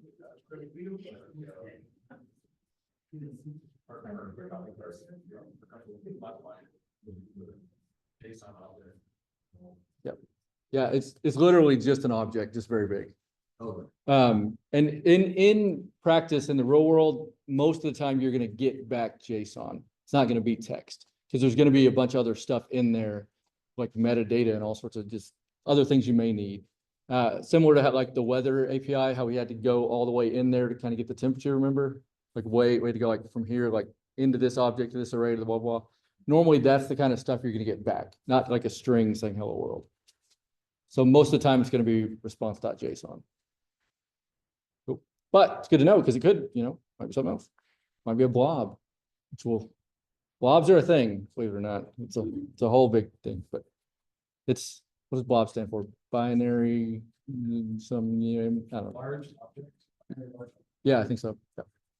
Anyway, everybody good with this? Good so far? Okay, one more step. We want to show it on our beautiful red page. So what do we do now? We have a string in data, right? Data is a string, says hello world. So we wanna figure out where we wanna place it using document to get element by ID. Okay. So currently on our HTML, we have nothing in our body. So Could I give the body an ID? sure could. We could make an element here. We could create an element from scratch. Either way. Like an H2. Yep, we can do an H2. We can give it an ID. Just say, I don't know, what do you want to call it? Hello? What's that? We'll just say hello for now. Okay, so now we have an element. So what do we do now?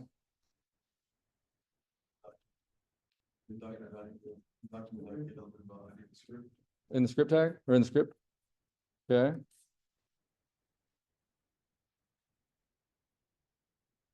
Okay, and then our ID was, already forgot. Hello.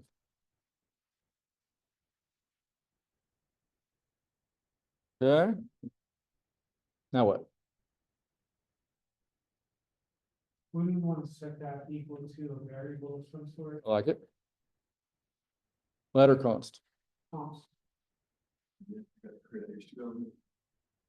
What do you want to call it? Response place. Response place. Okay. That's fine. And then after that, we want to set its inner text equal to the data.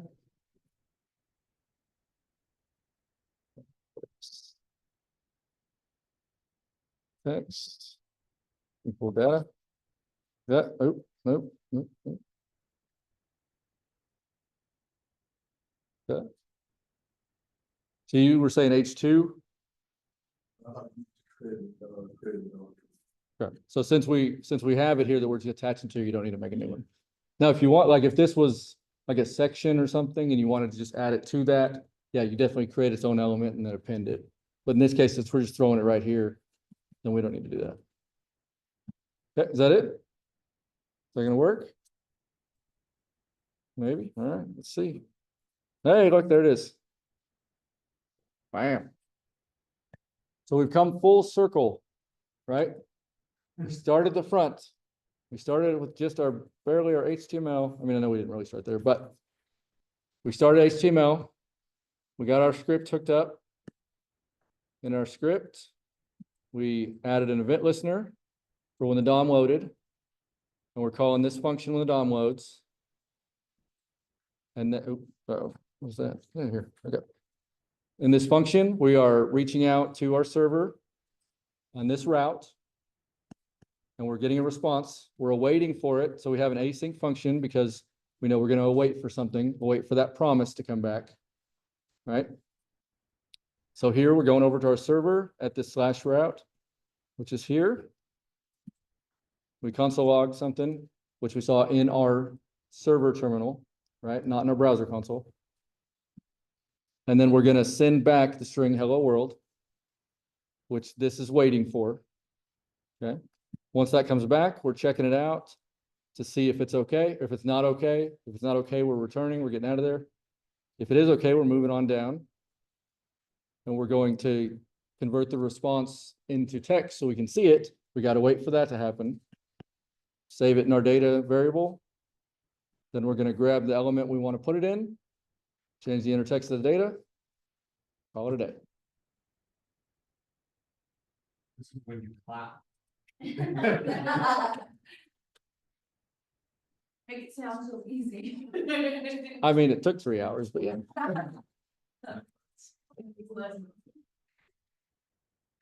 Does that make sense? Where's mud? Yep, exactly. Yep. Well, next week, we're going to take our coffee shop and everything we've done in the JavaScript, we're going to move to the server so we can make it better. And then we'll get a database. Don't forget that part. Yeah. It'll be good. Sorry. Questions on this? You want me to go through it again?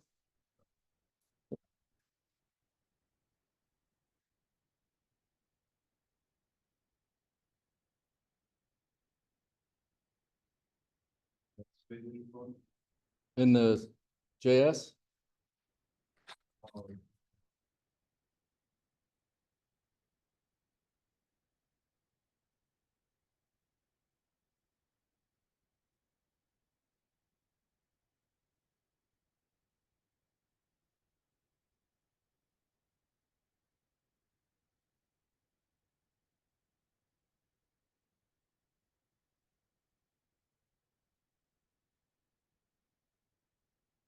When you hover over it, it's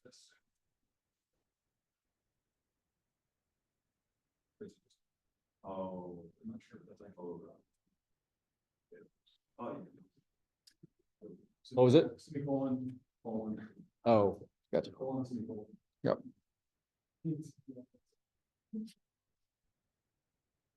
All right, well, we still got half an hour. So make a new, this is y'all's challenge for the next half hour. Make a new function and you can call it onload, same as this one. But reach out to that Taco Bell route and see if you can get Taco Bell back to show on your page. So it'd be very similar to this, just a new function, reach out for the new route. And go.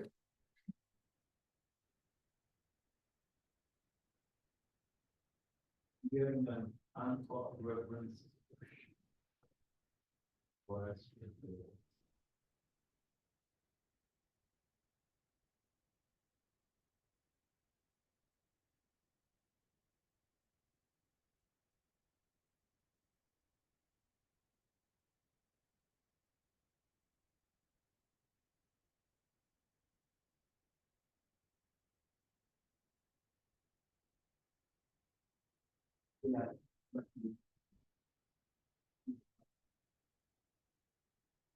That line, that meter.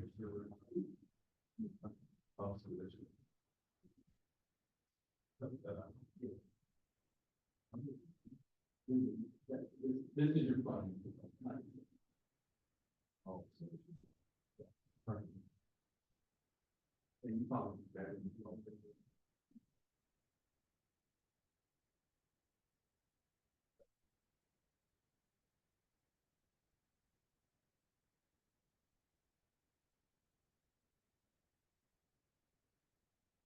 Oh, and you put that on. Yeah, you gotta think in your mind now, since everything is JavaScript, your server JavaScript is different than your front end JavaScript. So totally different thing. You have your script.js in your front end, server.js in your back end.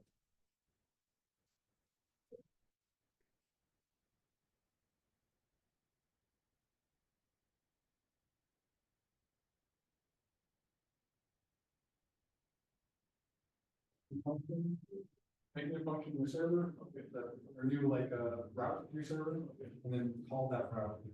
Microsoft.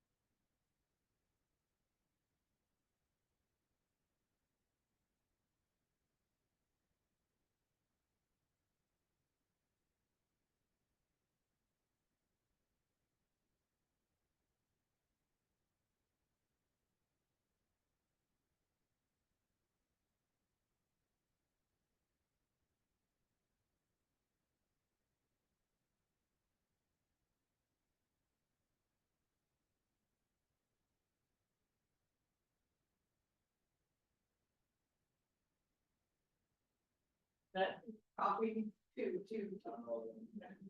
That's not cheating, that's coding right there, yeah. Just. Just don't forget to call your second. Understanding what you need to copy and paste is a big part of it. Yeah.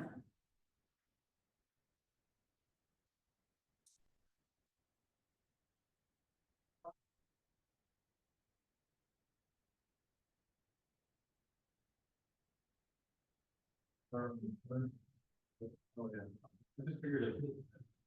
At a certain point, it was gonna be like, oh, this is gonna be a drive.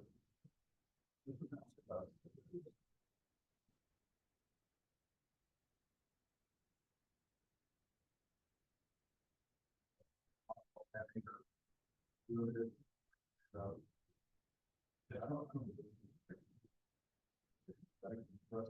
Yeah. And it's luckily when we use it.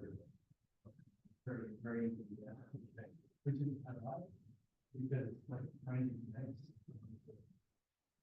So much happening.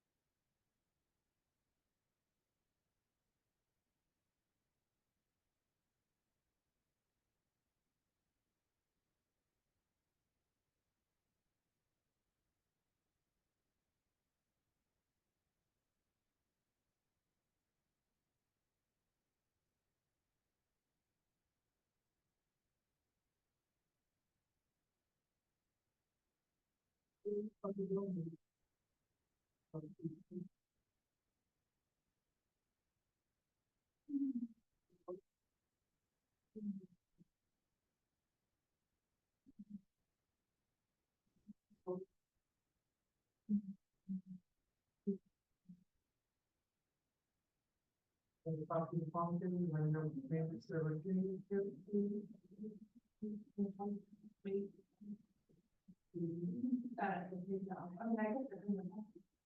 Sorry. I can't find it. You don't know where I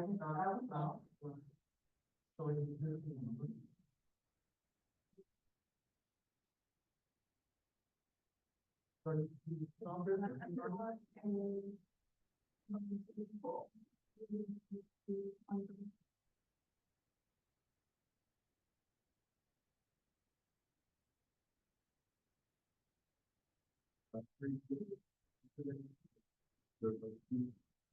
Talking about potentially changing this, doing positive approach to the part. Oh, are you calling? Okay. I did. Because I feel like. Come in, that's no big security. Yeah. Oh, Yeah.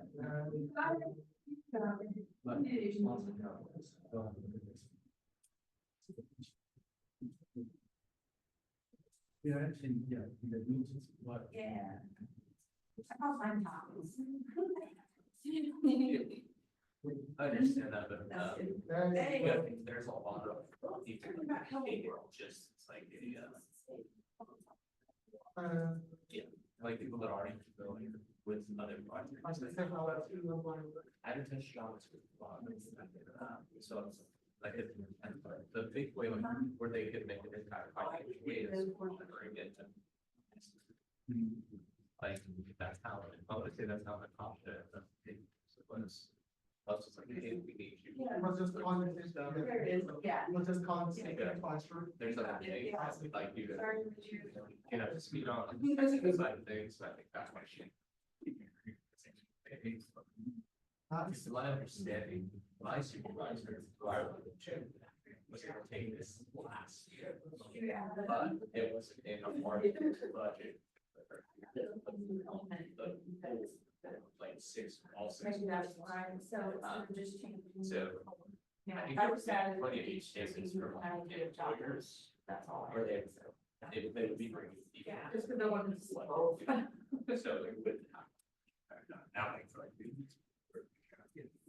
And that's where. The big impact, but before we came under. Love the Reynolds dance. Yeah. She's a Reynolds. He's like, your screen's rich, but. We take. Talk about taco, she's not over. I love it.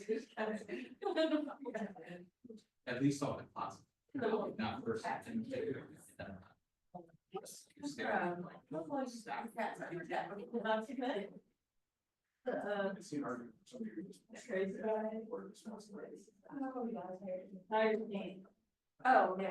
yeah. There's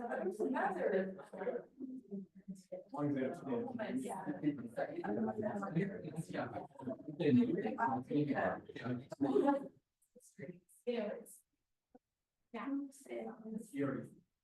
First. So, first or something. Yeah.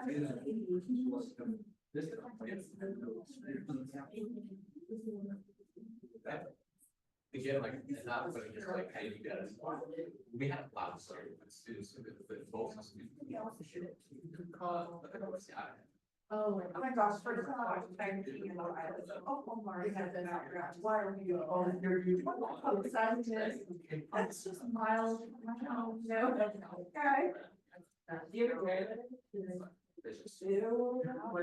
That's the way it kind of.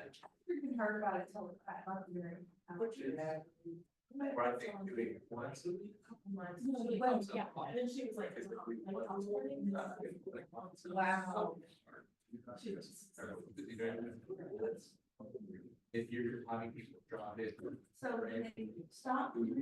So I felt really. Well, first, they don't have. Yeah. That's where that. Stop me. Okay. What did this be?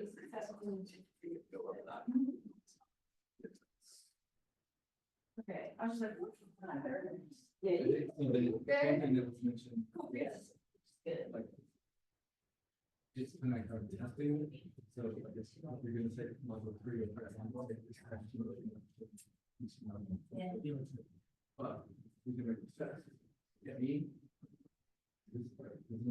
Yeah, I'm just curious, I'm not being kind of. Get something kind of together, and then I just listed things that I would be interested in, but if we've got ideas, if there's anything better or different or anything. I think it's like you said, it doesn't really affect the rest of the. Okay, all of it. They hit around this. You want? I did, and so they listed kind of a budget. It was like. It would say. Five grand. Okay. I'd say I covered a lot of Instagram for like a long time. Yeah, so it's basically like Salesforce, but for nonprofit here, and you can actually, That's like, why. I can talk and touch different levels. Fine. Well, not without or whatever, but is it 5 7 minutes or 10? That's close. 5 7. That was close. Was Okay. there?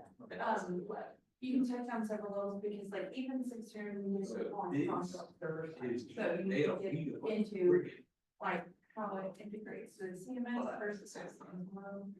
You can also get into the front end integration, It's how you set it up to help compliant or nonprofit. Can talk about storing data and capturing data or long term. I mean, there's all kinds of different avenues that can go into it. That's why I was wondering. Yeah, it's huge. It's enormous. But. What you can use it for. Who would this be good to develop to right? That's fine. But- and then- And I had a nice little video that I could share afterwards too, because there's, I made a videos on it, but my work, I feel like a lot of people. It's probably people and stuff, so it's open source too, you can download it, like, look at it, yeah, so. I know that the question report. Yeah. It's not really. I'd love to do it, sometimes it's just sure. I mean, you can take off, not that they don't have to pay my word, like, I love it, I want people to know about it, but Yeah. if it gets stuck, and then you put it in a niche. No, that's what they, well, come here, work, it's not right. But actually, because the person, for the purpose, the area system that I built, some, well, built it together. Yeah. Was. That's what I said.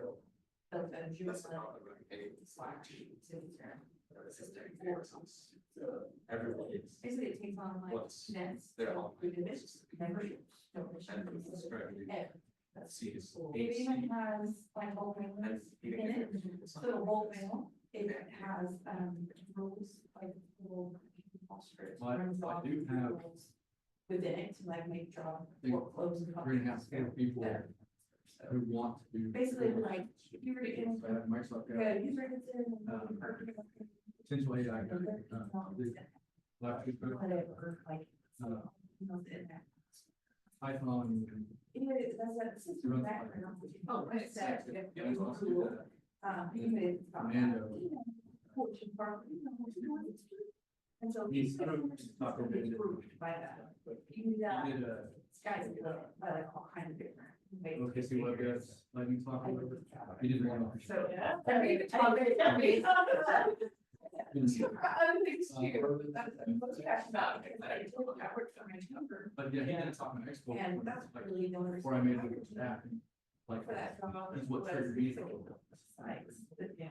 So I, him and I. very good sense, Did but- you? Yeah. Like this, you know, like. Quality. It's basically like the same, if you back off everybody else's code, is like CMS, That's so the very- it's CMS.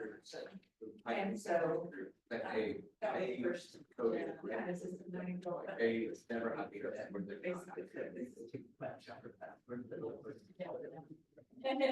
like, I can do this, I can do this. Yeah. But that. So it's like, you're scheduling emails for months, and you use that for yourself. No, no, I mean, when I work, yeah. I know. So basically, when somebody signs up for. A lot of the- Schedule reminders. So you can schedule. Dated. Schedule reminders to go out, even as far as activating it over, it's not a date. You can start an email or. So they're just. Someone was like, oh, I have no problem. You come to yes, now we're talking about when it's time for you to get like June or July. I'll invite you when I know. How about that? Is there other meeting? Usually you almost have everything before somebody. That's what I was wondering if you did it. Hey, where? Here it is. So I don't know what time to do that. Oh, okay. You got other things like that, or did it just fall through where you guys were meeting, or? Well, we're gonna do it in effort, yeah.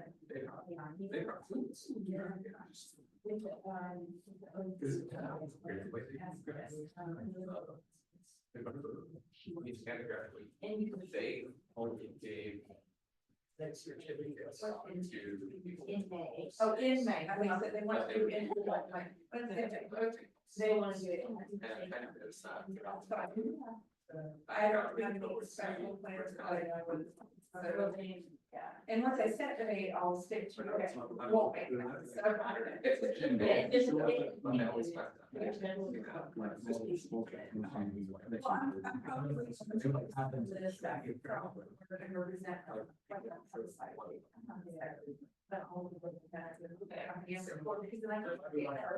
preparation, oh, yeah, and also I have to like.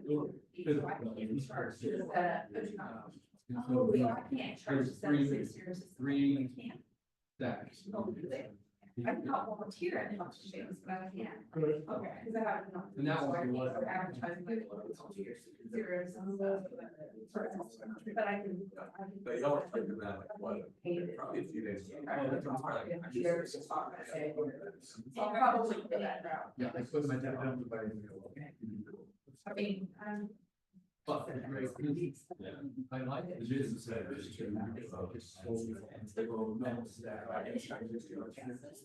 It's coming out there, like, so trying to a little bit about the three stack. I lost a little bit about. You know, as long as people are interested in it. It's always. And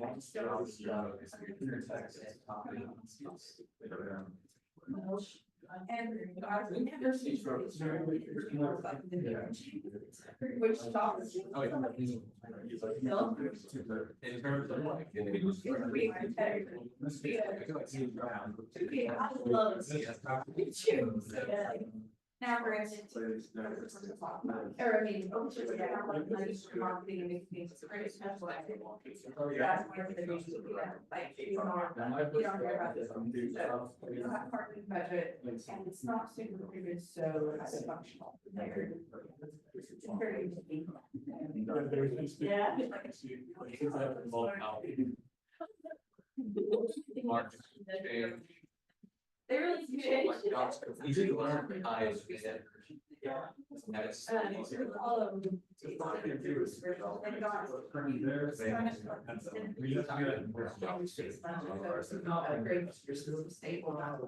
it's interesting to see how. But they Never good about all the time. So whatever. Change things, More time. Every 6 months, we'll come out with a stable, a new stable. So, and there's a huge community for it, you know, like a matter of. Like Slack, basically, but. Yeah, and I think it's. All the companies doing it. So it's the more people use it. It's funny if But I. you start with one, you develop interest in the other. Because like So. it's two weird. It shows when you're.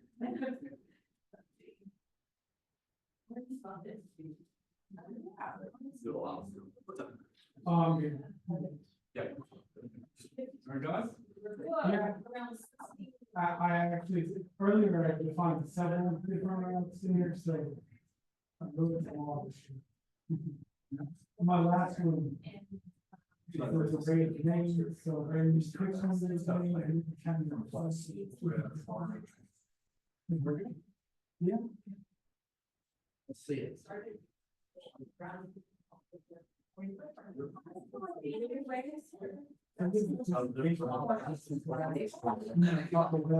The municipal garage. Okay. Feel your service. I mean, it's the same report was, okay, it's a lot of things. I suppose that's probably two minutes, kind of figure that out, but, yeah, I mean, that's what I think. You know, there's one. Yeah. Yeah. That's what I want. I never even first, it's just genuinely slow.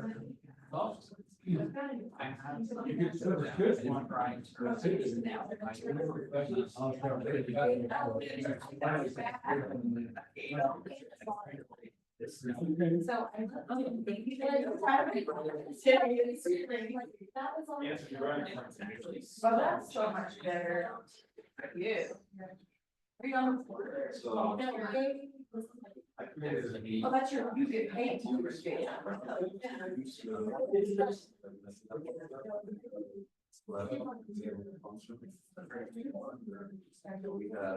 So this is the new one? That is very sorry.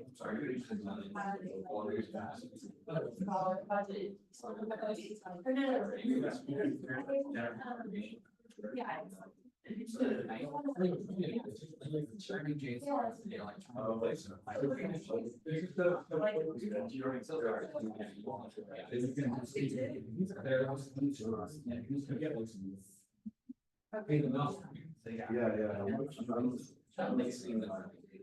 Oh, yeah, I've heard, at least when it comes to eggs, Perfect. Right? And if you work with work, you need to find a you know, you're showing so long. right? Where you call this? Yeah, so still. Yeah. What's y'all's?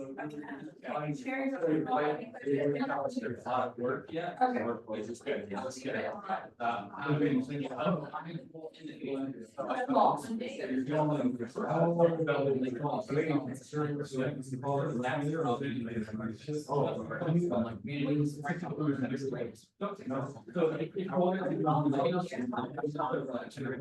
So one of the different advanced classes. Yeah.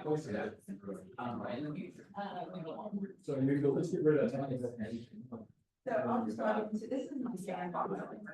It's a skills too, but it's more things, it's very enterprise, so you have to configure every single living thing.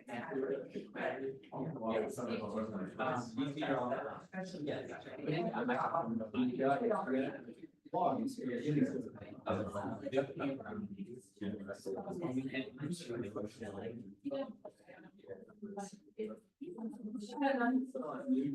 that okay to do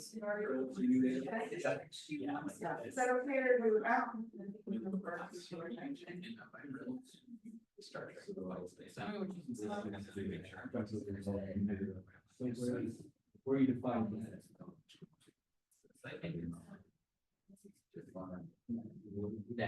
Sorry.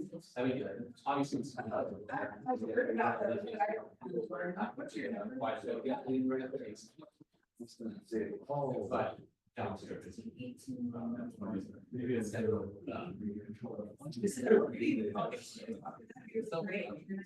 But also. So, I was. like squirrel and anything around it, and you're sitting, but they always.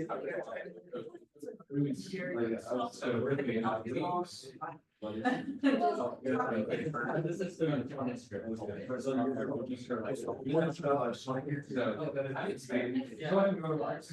So, everything. Do you is have- set up for a lot of stuff like that. Email. Okay. That's what I do. Because We use. in order papers, to, academic, in order to run the jobs. Just to populate things around.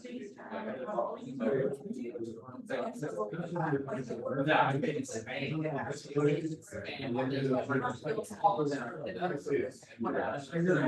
Yeah, okay, so it's a lot of. Just.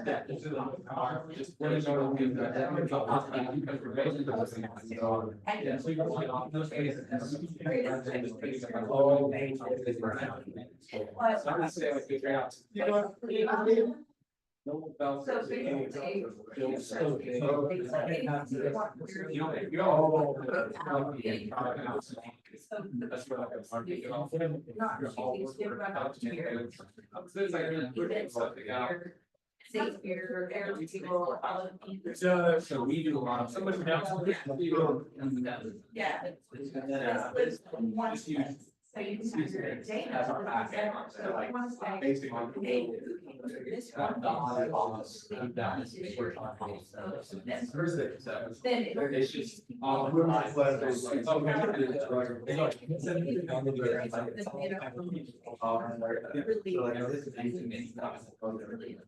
So. it's not gonna- it's-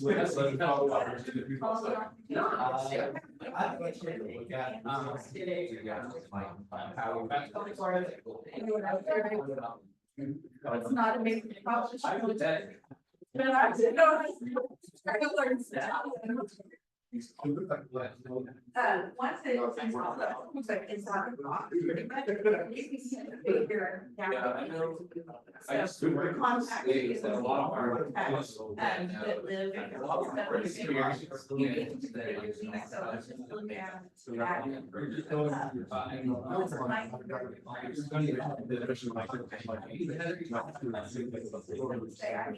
a contract, I called it in. Maybe I need a set of contracts that is usually signed or parent, staff. Same thing like. There's a relationship. So I would say, I'm not that. But I have this contacts, but they're boss, pretty much. Based on a relationship. So I can say that you do say. And that would. Yeah. Yeah. Just, Yeah. they find out. Because that. There you go. Wow. It's like, yeah. Contact record itself. Reason that are about separate Yeah. all the data. So where do you? Specific. What you want to see. You have to do.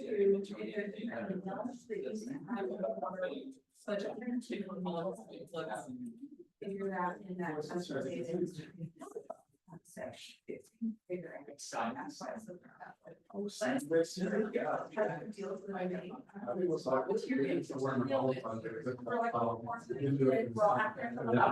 now. Let's go. It's like I really like.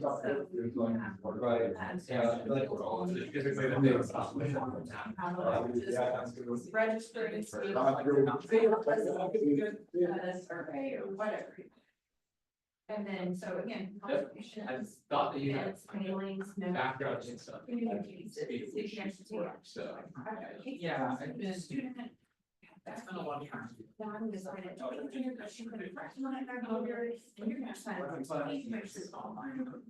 then there might be more. Interactions. And maybe when I. And email goes out, but there's. Yeah. It's quite understandable. Oh, yeah. It is too, y'all can't leave that around. It's like, I was thinking, yeah. Oh, no, we were supposed to like. I don't do very well. And I don't think I You get. want to say it's done. really explain it, and maybe she felt like. I was just, you know, something, you know, so, I know, like. Yeah. I'm trying to sell it as much. Yeah. It's just. Yeah. What it is.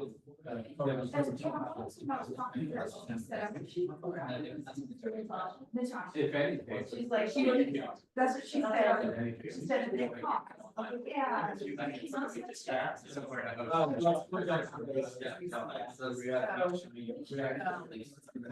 contribution, like, if I make a contribution, all minors do, but if I make a contribution, in this year, it says where it's coming from, I can go in and edit printer receipts and then. Hello. What's your name? Mine's better. Yes. Nice to meet you.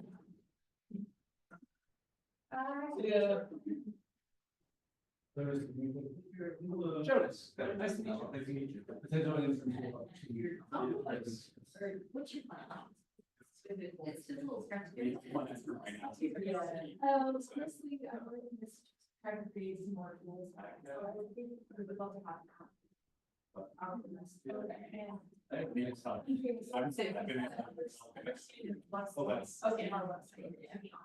Yeah. And you'll help that. And honestly, yeah. But we got people in Oklahoma, Philadelphia, Florida, and it's we're all. So who's that? Yeah, next Christmas. It's rewarded, but it's not very, right, it's not paid a lot for nonprofit work, and I know that that's right. We work with nonprofits, so we don't get time. Because we work with nonprofits, we don't need it. So, but, yeah, I just said that, though, try to volunteer at this city, you know, that it was. If you want, they just be configuring that, I guess, but. Python, backend, pipelines, VFX. Now we can find more people kind of like. Well, might find it interesting, and I think this would be good. This would be good. Maybe we'll invite Josh and Emily and. Here it is, yeah. I mean, I don't know. We'll stream it. Oh, yeah. Hey, we might.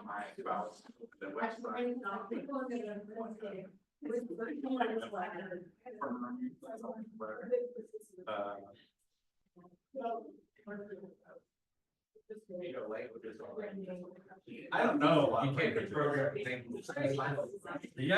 Yeah, basically, yeah, we run a small website. Things. And then app, it's the nonprofit. So we're building an app, basically it's like Yelp, but for community resources, people need access. They don't have. So it's very. App where it's really, you know, like. Medical programs, like- Yeah. Right, so, well, we work with a big one, and really, like. Yeah, and so there are a lot of that. Anyways, they're grants too. For some stuff, so they're No. scaling down, and everybody seems to scale down tech first. Hey, I didn't go down. I like that guy, like super. And Yeah, a lot of, Sounds like you know most of I like. Yeah, Yeah, yeah. especially language. Well, that's, yeah. Yeah. Still, Well, when you learn that whole language, I think you would find it very helpful. If you find it, you're trying to contact, speak to you, that's on. And then your team don't. You know. But I would think, like, I'm sure they can be like, well, just give your line. That is true. I mean, that is true. Thanks, y'all. Have a What's good the- one. What's something for you, like, characters, like, things about, I like working about. Oh, Reagan? Right, you know, like, the low context or the high context, like, whatever they're doing. Which is our main, super interesting. We can find programming language one day.